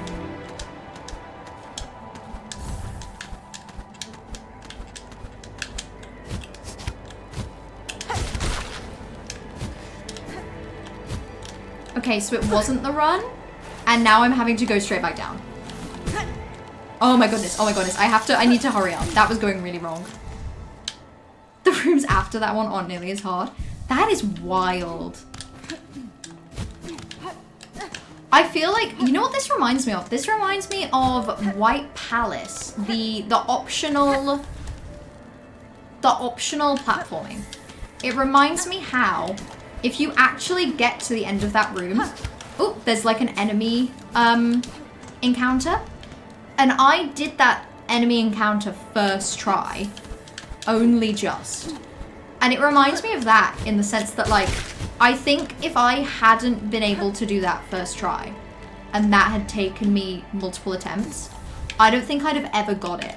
I think I'd have struggled after that at any point to make, like, the same amount of progress.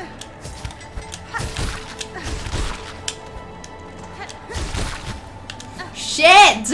Oh my god. You're so right about having to aim just under. Because if you don't aim just under, you just don't get the height. Okay, son. Or good approachable bench. Oh, easily the bench. The bench any day of my life. Every day of my life. I would take a bench, like, right there. A bench in this spot would be such a pleasant treat. And I can't believe Team Cherry would screw me over like this. Like, me specifically.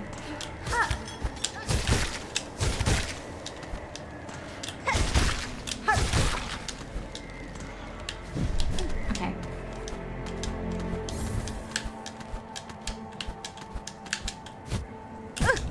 Shit. Okay, I knew that was gonna happen. Ah! Okay, straight back down I go. The slopes are so delightful, though. I'm also definitely starting to get in my head about how much I'm struggling with this first area now. And I'm trying to turn it off, but it's hard. Once the thought has entered my brain of like, Mello, you're finding this first area harder than you did at the beginning. That's a bad sign. That means you'll never be able to do it. That voice needs to shut the fuck up. Like, wow. Fucking shut up. Ooh. So much more consistent with claw line. I'm definitely losing it. Yeah, evil Mello is whispering some evil sweet nothings into my ear. And it's driving me crazy.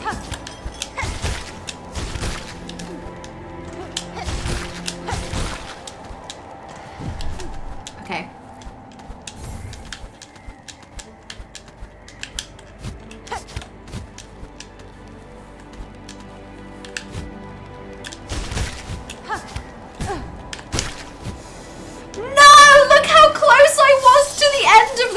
That is crazy. Oh my god, can I get back down in time? Fucking hell. Whew. I nearly straight up lost all of my progress. That is wild. My brain is so sleepy. I've talked to so many people today. Hey, that's okay. It's also getting late. Like, part of the joy for me on streaming on a Saturday is that I feel like I can stream for longer, but equally, like, after about 2 hours, I do feel like my brain is running out of all capacity for human thought. Right, I'm just giving my hand a shake. Let's give my hand a shake, and let's give the controller a shake, just to, like, refresh it.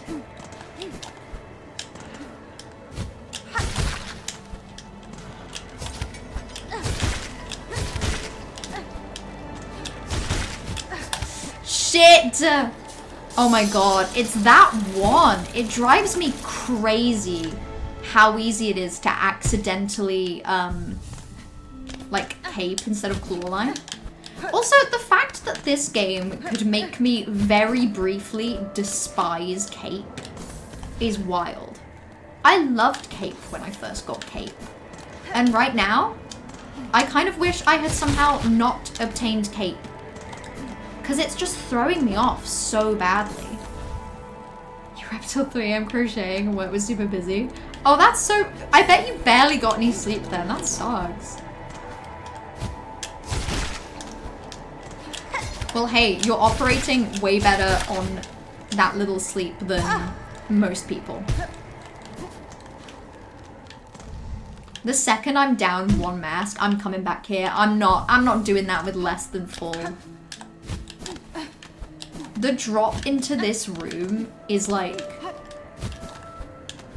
I think I'm probably going to be seeing this in my nightmares tonight.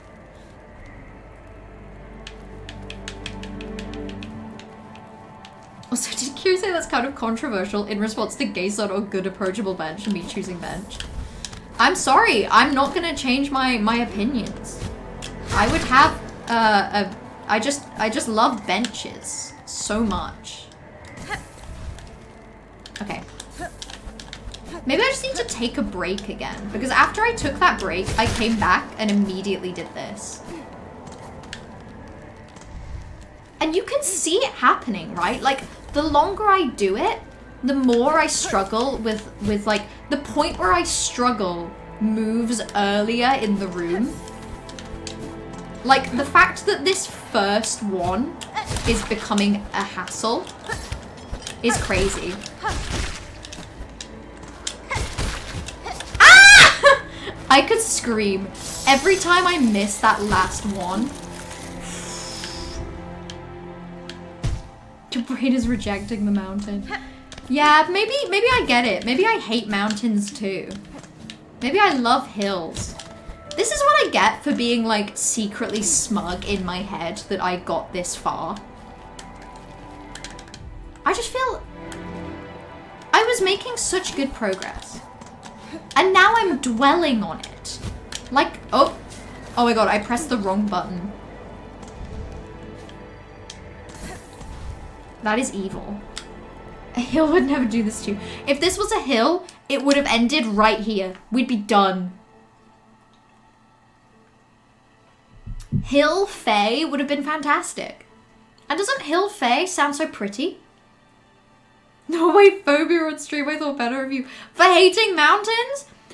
Okay, I'm sorry. If hating mountains makes me Norway phobic, then sign me up. Sign me up. I hate Norway.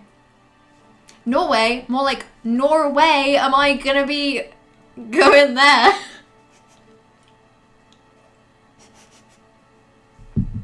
That cheered me up. I think I can do this first try.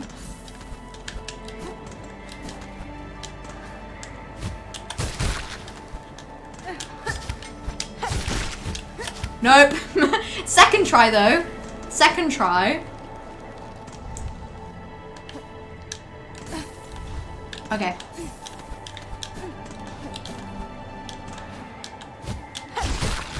Ah! I do actually think this is fun. I need to remind myself of that.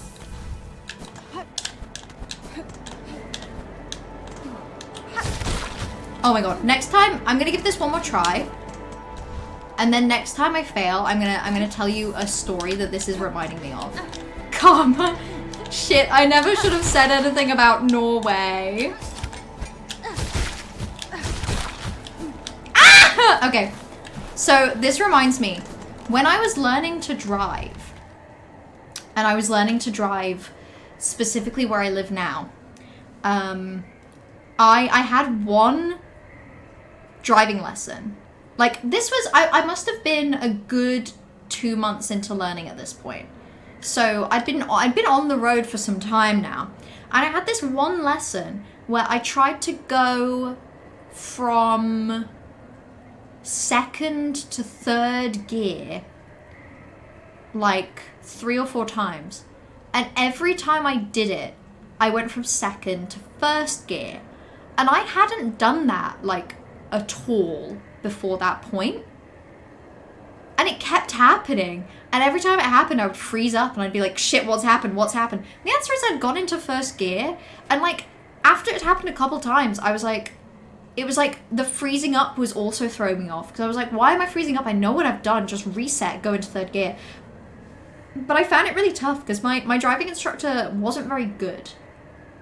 Or at the very least, I don't think he understood how I worked or, like, why I did anything. And when I kept doing this, he was like, what are you doing? You know, you just gotta, like, push the gear up. Like, you basically just gotta push it into, like, the neutral position and then push it up. And I was like, I know. That's what I feel like I'm doing. And I was trying to explain that, like, I'm not getting it wrong because I feel like I've changed what I'm doing, even though I clearly have. Like, I'm getting it wrong because the second I got it wrong the first time, I started thinking a bit too much about how I was doing it. And the second I started thinking a bit too much about how I was doing it, I think my brain started doing micro adjustments to, like, test out better ways. And those micro adjustments were the problem, were the fault. And I think that's what's happening. That's what this feels like, where it's like, the second I get it wrong once, even if I haven't got it wrong before that point, my brain goes, oh, okay, you don't know how to do that bit, and then starts trying to do the micro adjustments that lead to it going worse. Do not drive specifically where you live. It might damage your residence. But, like, it's the best way to learn. We learn in comfortable places, Johan, and it was just so much more comfortable for me to learn how to drive in this very room.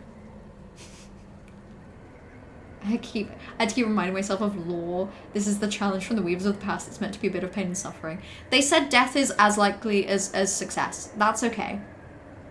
This is so fine. And it's pretty here, and the wind sounds nice, and the ice cube noises are good.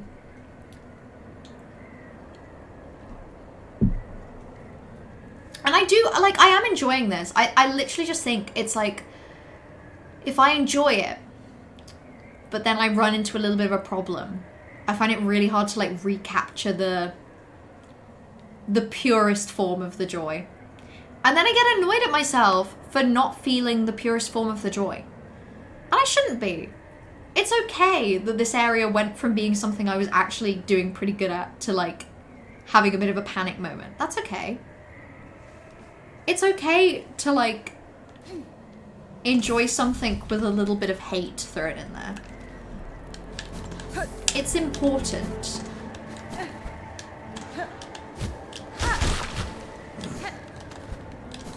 I say, immediately followed up by doing it wrong.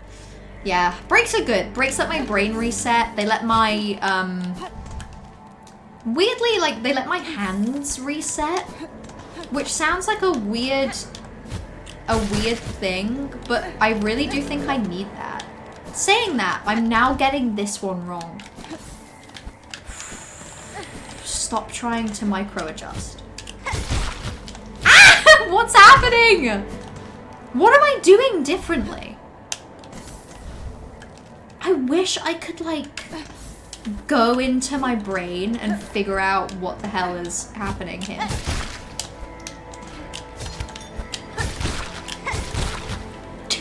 What is happening? Oh my goodness.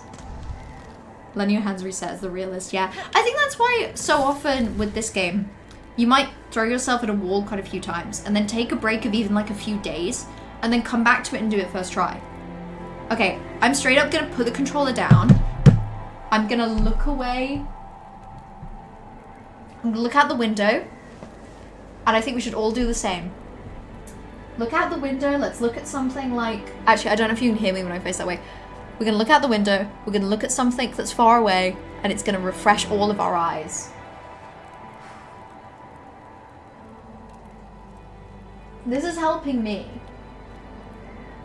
Maybe not with the game specifically, but kind of just with like general vibes. Okay. I have a ceiling window. I can't see anything far away. Look at the stars, Curie. Look at the stars and see them in perfect detail. It'll be so easy. You've tried this so many times, your hands are probably more tired than you think. My thumbs do feel it. Which sounds ridiculous, but like... my thumbs feel a little like... pressure. Maybe if I thought it was a real hornet that could fly, this would have been avoided. Maybe if I had double jump. Oh my god, wait. This is probably where I get double jump. Oh.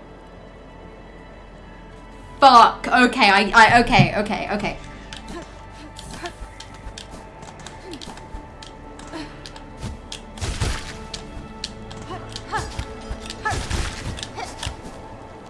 This is okay. No, okay, that wasn't going well.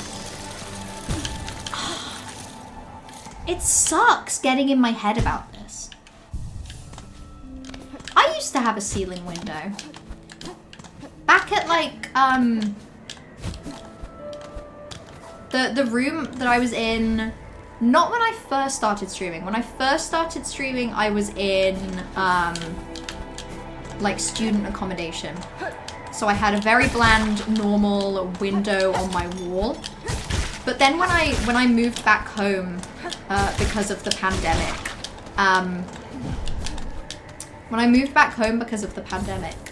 I was in my, not basically my childhood bedroom, I guess.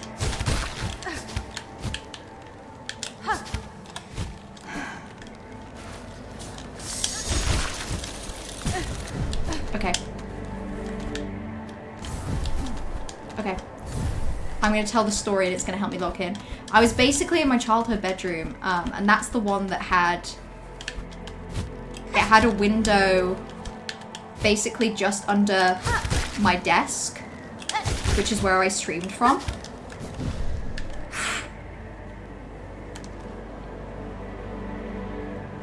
It had a window just under my desk, which is where I streamed from.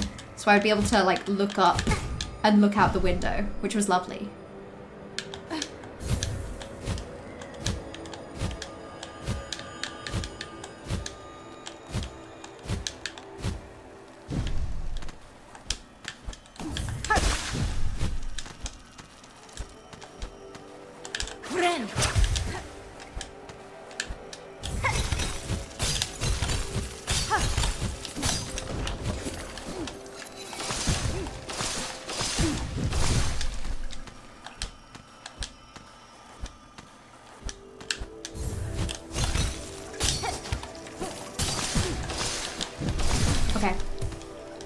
think I get it.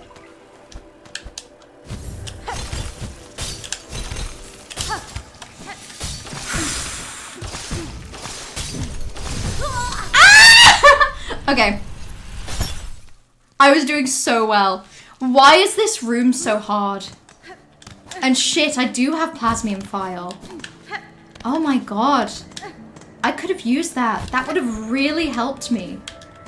Okay. No, I feel better about that. I remember that. Right.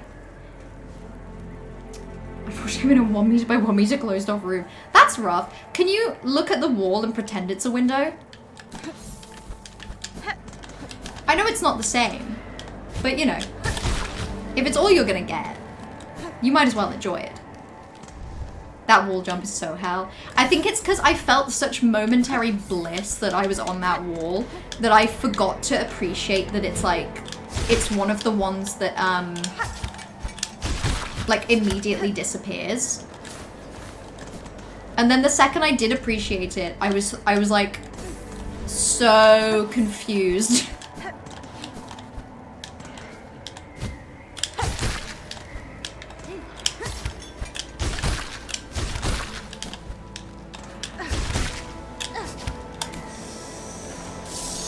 There's a couple points where there's obviously a couple of them in a row. And there's one of them where you need to go immediately. And then there's one of them where you need to like hover for a bit.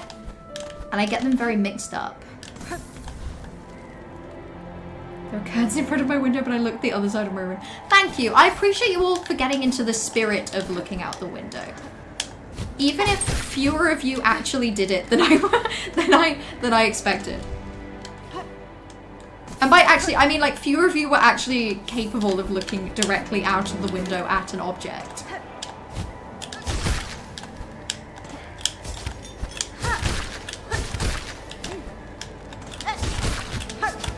Okay. That's the one. I'm still so impressed with myself that I edited this. It's kind of crazy. I just think it's a shame that I'm struggling with that final room as much as I am. Because I feel like if it wasn't for that, I could have finished this like an hour ago at this point. I have such a raging headache, I'm going to sleep. Get some rest, Thievery. Thank you for stopping by, but yeah, close your eyes. Stop looking at this. I'm gonna be honest, I'm probably 2 or 3 attempts away for giving up for the night. Because I think I've probably like done this a bit too many times. And I think I've probably hit that point where like it's beginning to completely like the muscle memory is starting to become like more of a hindrance than it is like a bonus. So yeah, I'm probably gonna give this a couple more attempts. But also don't hold me to that.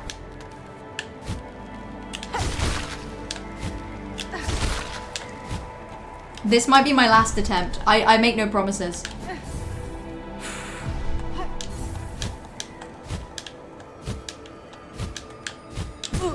Shit.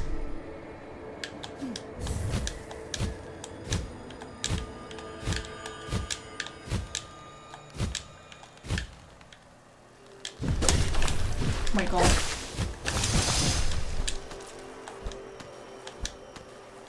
Ren.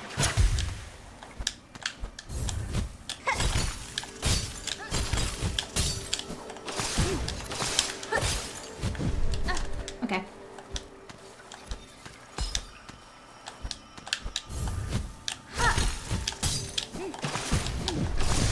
Okay. The crystal noises are very delightful. Shit! Oh my god, I just hovered in midair there. See, you can see I'm getting in my head. You can see that I'm like overthinking it.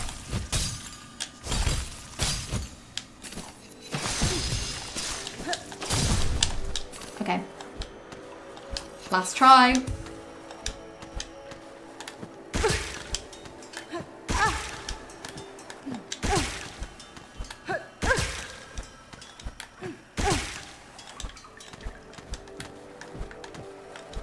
Okay, I've used literally all of my files.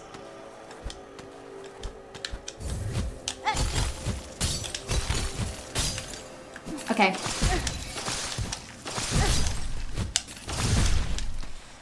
Shit. Gross, what is that? I can inject myself with blue to make me more healthy.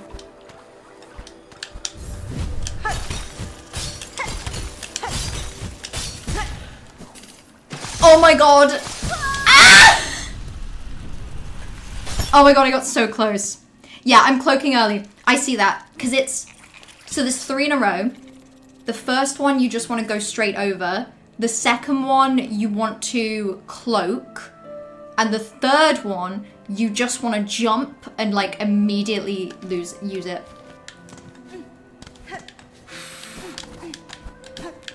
Yeah, last one I don't want to cloak, 100%. But I do for the second one. It's so annoying that they're on like such a different rhythm like that as well. Oh my god. I'm gonna give it one more try, but I can already tell like the adrenaline of that is completely wrecking my like, my coordination. See, like, I straight up don't think it's gonna happen today because that attempt was so close.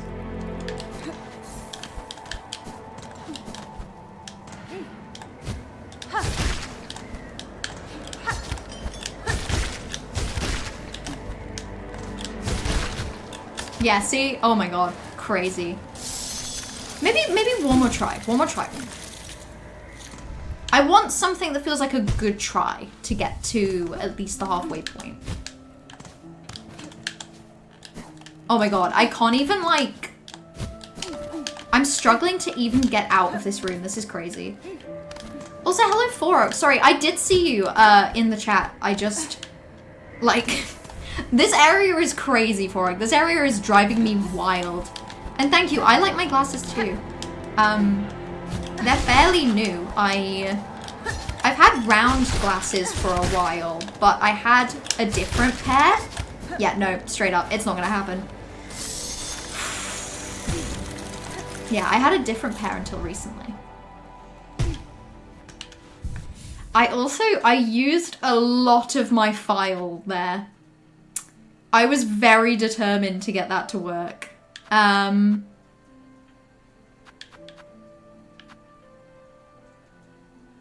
can see a case for multi-binder here, to be honest.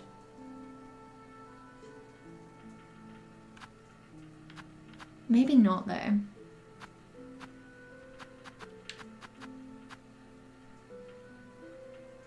Or maybe Druid's Eye?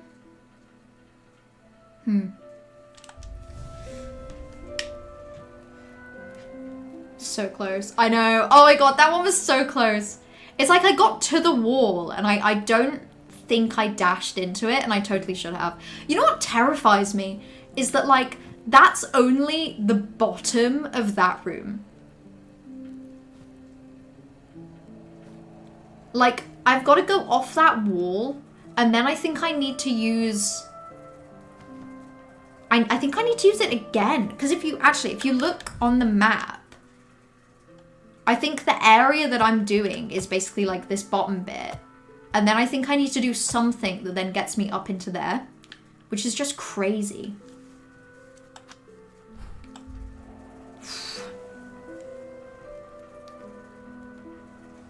Multi-binder is useful.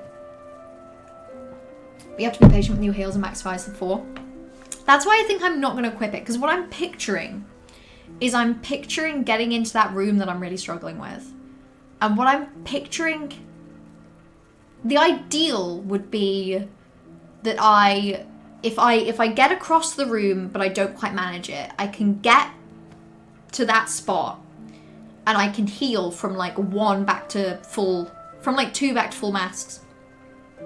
But what I worry is that if I don't get to the heal spot before that, then I just completely die. So I don't think multi-binder is good for me. Give him a solid wall after the 1 enemy to claw line after the wall jump, I think. God, I sure hope so. Maybe one more try. I don't know why I'm doing this, because I feel like this is the try that will upset me. But also, like, I am having fun. That's kind of the problem, actually. Like, if I wasn't having fun, I think I'd just, like, fucking stop. Oh my god, okay. Not having fun anymore. Not having fun. Leaving. I can't do this. You did Mount Fame one sitting and it drove you over the edge. Maybe I will, like, learn from those who have come before and, like, actually commit to putting it down. I'm gonna take, like, 2 minutes to catch up with Twitch chat and then I'm gonna call it for today. But, like, I do really like this area. I've had a lot of fun with it. It's just that now I feel like... God, I feel like all of this that I've done, and even up to this point, I was feeling pretty good about the amount of tries that it took. Like, oh my god, going from here to the current bench that I'm at took me less time than it's taking me to even try this. So, I am enjoying this. It's literally just this room, because it's at the end of a section that I'm now finding harder because of having to do it over and over again. I'm a little frustrated with it.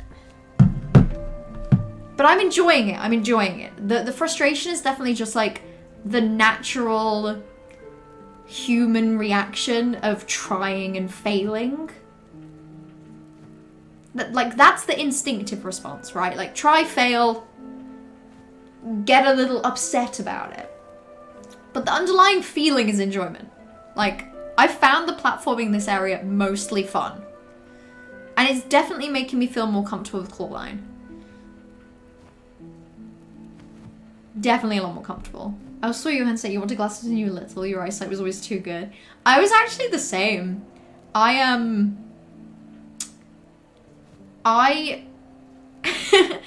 think I only did it the once. It was like around the time that if you went to the cinema, you could get those 3D glasses that were like, they were more like sunglasses than like your typical red and blue 3D glasses. And I think it was like a trend at the time, but I remember popping out the lenses on an old pair of 3D glasses to like wear them as accessory glasses. I was like, I like glasses so much. What a nice accessory. And now that my vision's fucked, I'm not feeling so great about the glasses anymore. I like them. I like my glasses. I'm just occasionally a little concerned about how quickly my eyesight deteriorated. Like, I went from not wearing glasses when I was like 17 to, like, when I first started uni when I was 18, I used to sit at the front of lecture halls to be able to see the slides, but I didn't wear glasses. Like, I was fine. And within, and then my university experience went online because of the pandemic, and suddenly I had a lot more time spent at my computer. That's why my vision's bad. Yeah, I'm gonna blame it on that. Because I functionally skipped ahead, right? Like, now I have an office job where I work from home, so I look at my computer all the fucking time. I basically just skipped ahead to that. Used to be super insecure about your glasses as a kid, young teen, and wouldn't wear them, and you were pretty much blind and had social anxiety, so you'd get lost a lot. I get that. I probably should have started wearing my glasses earlier. Like, I say, oh, my vision got worse in the pandemic. Kinda. But I also should have been wearing glasses in my first year of university. Because, obviously, I was trying to make new friends and I was meeting lots of new people. And I was refusing to wear my glasses. And I had a lot of occasions where I would walk into a room and I would just beeline to a seat and sit down. Because I knew that I wasn't able to recognize people's faces from afar. Because my vision was blurry at a distance. And I got really anxious about the idea of walking into a room and like seeing someone I vaguely recognized, but not being 100% and not really being able to see them and having it look like I completely glossed over them. So I used to just walk into rooms and sit down immediately and just hope that people came up to me. And it sucked, so I get it. I don't even know, it's not even that that I was necessarily insecure. I was just like, I had a phase where I thought if I wear my glasses, I'll get used to them and then my vision will get worse. Who gives a shit? At least I can see. Check the video I just linked to and skip to 1:30 and watch she completes the room. Oh, yeah, I'm down.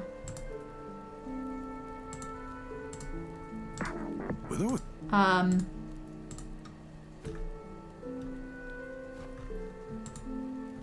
1 hour 30.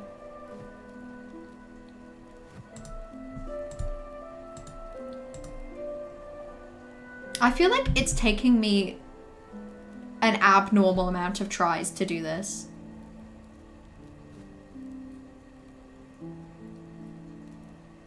Okay, I'm watching.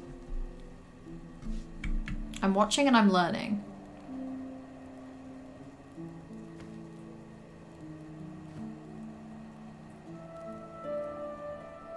Oh my god, okay. Wait. I also see now that if you go up to them and hit them, you get a bit of silk back. So I guess I could be using that as a way to get more silk. She's really struggling as well. That's refreshing. That helps me. She's actually taking a lot more time in this room. Oh my god, she's on one mask. This is crazy.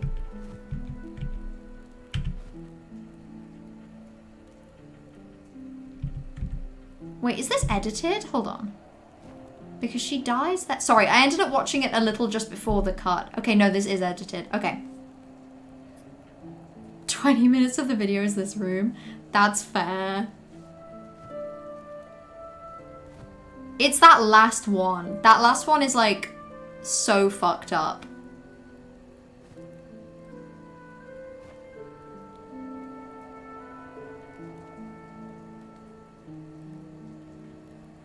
Oh my god. There's actually no way. So she looks very peaceful. Oh my god, and then she destroyed the thing. Okay. She destroys the thing and then she looks in. So.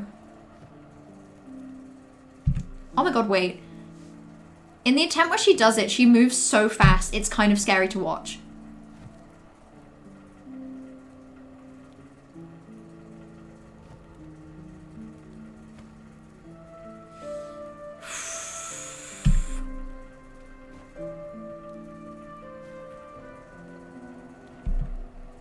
Okay, so what does she do exactly? So she kind of just... She goes high on the first one. God, she goes so fast in the attempt that works. That is wild. Okay, what if I... What if I go back up? I just wish I could just try that room. Because I'm kind of bored of this room.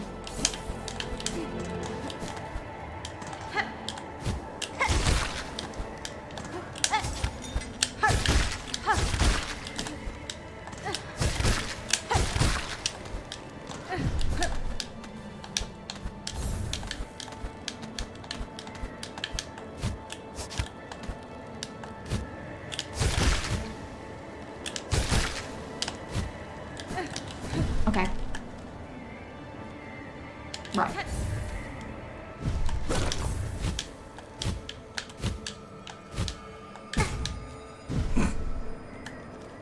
Not a great start.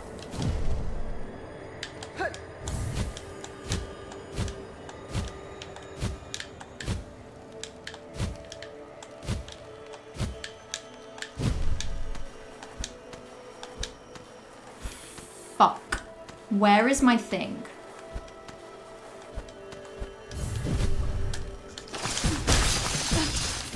Okay, it's there, that's fine.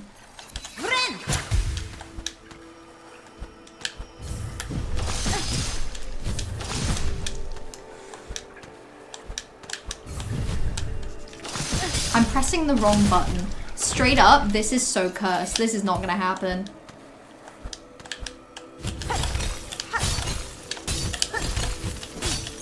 Yep, see? Ah! Okay, I'm actually feeling better about those 3 though. Oh no. No, okay, no, I'm done. I think I feel better about getting through those 3. I think it's literally, it's that jump. That jump onto that bit of wall is actually terrifying. So, having now seen the video and actually had a little sneak peek of that room, basically, picture, it's those 3 that I've done, and then I need to do those 3, get onto the wall. I then need to basically jump high, claw line onto another one of them, jump onto a wall. No, oh my god, it's not even that. It's, so there's wall, claw line onto one, then I need to jump really high to claw line onto another, then there's a wall, then I've basically done it. But it's terrifying. YouTuber called Simba Lily, she's excellent. I actually remember Simba Lily. I think I remember you recommending her Hollow Knight playthrough, Trash. Because I had it saved in my watch later for ages. And I gave it a try. Like, I think I watched the first couple episodes. And I enjoyed it, but then I probably just rewatched Penny Parker play Rebirth again. I'm a creature of habit. 100% got this next stream. I'm really paranoid now. I'm like really paranoid that next stream I'm gonna give this a go, and like whatever fucking fluke of nature has meant that I've been okay is gonna be completely gone. She's very chill and also super thorough in terms of lore and exploration, which I think is really nice to see. Like, I think it's a shame to play Hollow Knight or Silksong and not do the exploring side, because I think that's where you get most of the game. Also, I did see, it's so scary the amount of people I said hi to when I didn't know them, and then the amount of people I ignored because I couldn't see them. It's rough. It's really rough. I feel like that's what it's like when you... That's the 6 months where you need glasses, but you refuse to admit it. The 6 months of glasses denial, they happen to every glasses wearer. Sometimes you have a, you know, sometimes it only lasts a couple months if you're particularly brave. And now I wear them and I'm like, I'm used to them. I think it was just always like, I like my glasses. I like how I look with glasses. But I think I was always very aware that anyone I knew as a kid that had glasses as a kid, whenever they took their glasses off, I was like, who are you? You look different. And it was never bad different. It was just like the way that you get used to a person in your head. If they wear glasses, you're used to them with glasses. And the second they take those glasses off, you're like, that's strange. But obviously you yourself see yourself with and without glasses all the time. So your version of you in your head is kind of a composite. Like, if you take your glasses off and you look at yourself, you're like, yep, that's me. That's normal. That's fine. But if someone has only ever known you with glasses and you take them off, they're functionally seeing a very different, not very different, but you know what I mean? Like, it really does change your face. And I was always really scared of being a full-time glasses wearer and taking off my glasses in front of someone and having them be like, oh, you look different. Not even them passing a judgment on whether it was good or bad different. Just, I hated the idea. I'm realizing now this is actually a thing for me. It's also partly why I never got into makeup, because I always hated, I was really uncomfortable with the idea that, like, if I wore something all the time, whether that was glasses or makeup, the second I didn't, I would look different. And I think I just liked the idea of just having something consistent that I was happy with. But also it's like, I have to wear glasses. I really can't see. I used to stream without glasses.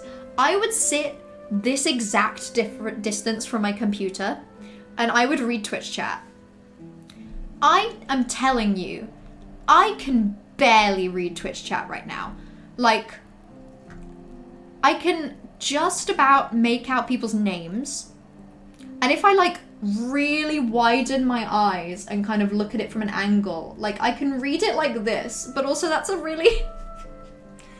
Can you imagine if I streamed and this is how I read Twitch chat? That would be really scary, you guys. I don't want to do that to you.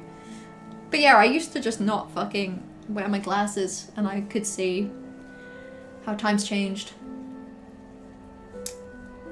I've been so scared for you to reach Mount Faye, I'll be real. I am enjoying it. I really am. I think I'm just annoyed that the bit that is causing me the most trouble is the room at the very end, just before a bench, you know? Like, if I was struggling with the first part of this, which I am now that I've done it so many times, but if I was really struggling with the first part of this, I think I'd feel better about it, because then once I got it out of the way, I'd feel more casual. And also it would mean that if I fail later on, it's like, it's okay, the difficult bit is just in the beginning. Like, I either do it or I don't. Whereas because the difficult bit for me is at the end, it makes everything else scary. I was like, I never want to be seen as a person who's only in glasses, and now I'm here, yeah. Hey, it's the fate of, like... I genuinely think it's the fate of pretty much everyone who has spent this much... I think this is just what happens when you spend this much time using technology and looking at screens. And I've been using... You know, I've been sitting this close to a laptop since I was about 9 years old. Like, there's no escape for me. I'm fucked.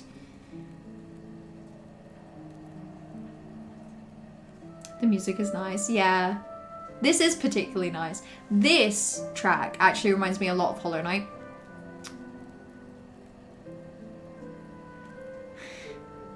Spider scream more than me all the time and his sight's perfect. Well, you know, some people are just God's favorites. We don't... And it's not us, and that's okay. That's fine.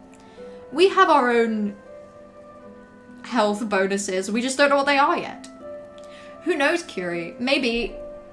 you know, maybe when you're 70, you'll have perfect hearing, and he'll need hearing aids. Let's pray for that. Let's pray for the downfall of his hearing. Cool. You had an absolute nightmare with the first bit of this. Oh, I'm struggling now. I'm definitely struggling now. Track is Repose and it's the Bellway theme for Act 1 and 2. Oh, that's nice. That explains why it's familiar. I was vaguely confused why I was finding this familiar, because I was like, I've not spent that much time in Mount Faye. Like, I know I've been here for a good 2 hours now, but like, you know.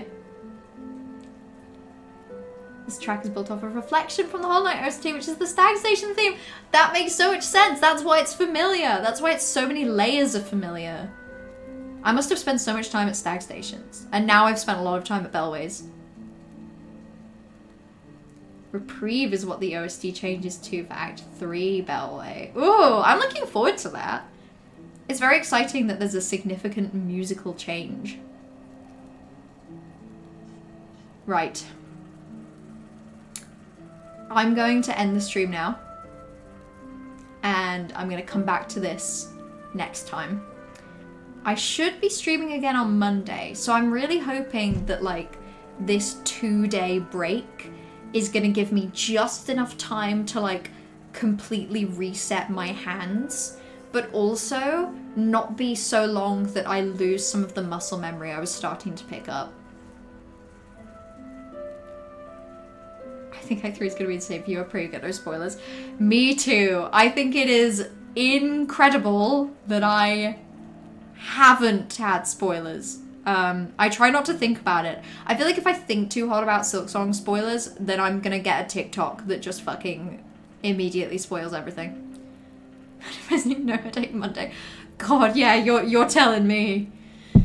I'm gonna drink so much water. I may even take painkillers at 3 p.m. regardless of how I feel, just in case. Mission voice was for the end of the game, which is crazy. Yeah, it's actually very impressive, especially considering that in the Game Awards, like, medley for Game of the Year, when they did the little bit of SILKSONG music, they obviously show a bit of SILKSONG gameplay behind the screen. And I was like praying that that I didn't see anything I didn't want to see. Right. I'm going to be back on Monday. I'm going to do more Mount Faye. And if I don't do that room first try, that's okay. That's okay. It's only fair that I struggle with something in this area. I was experiencing Mount Faye too easily. I was having too good a time. And it's meant to be a challenge. It's meant to be something that is actively difficult and unpleasant and testing. Most of that footage was in the trailers anyways, yeah. I think...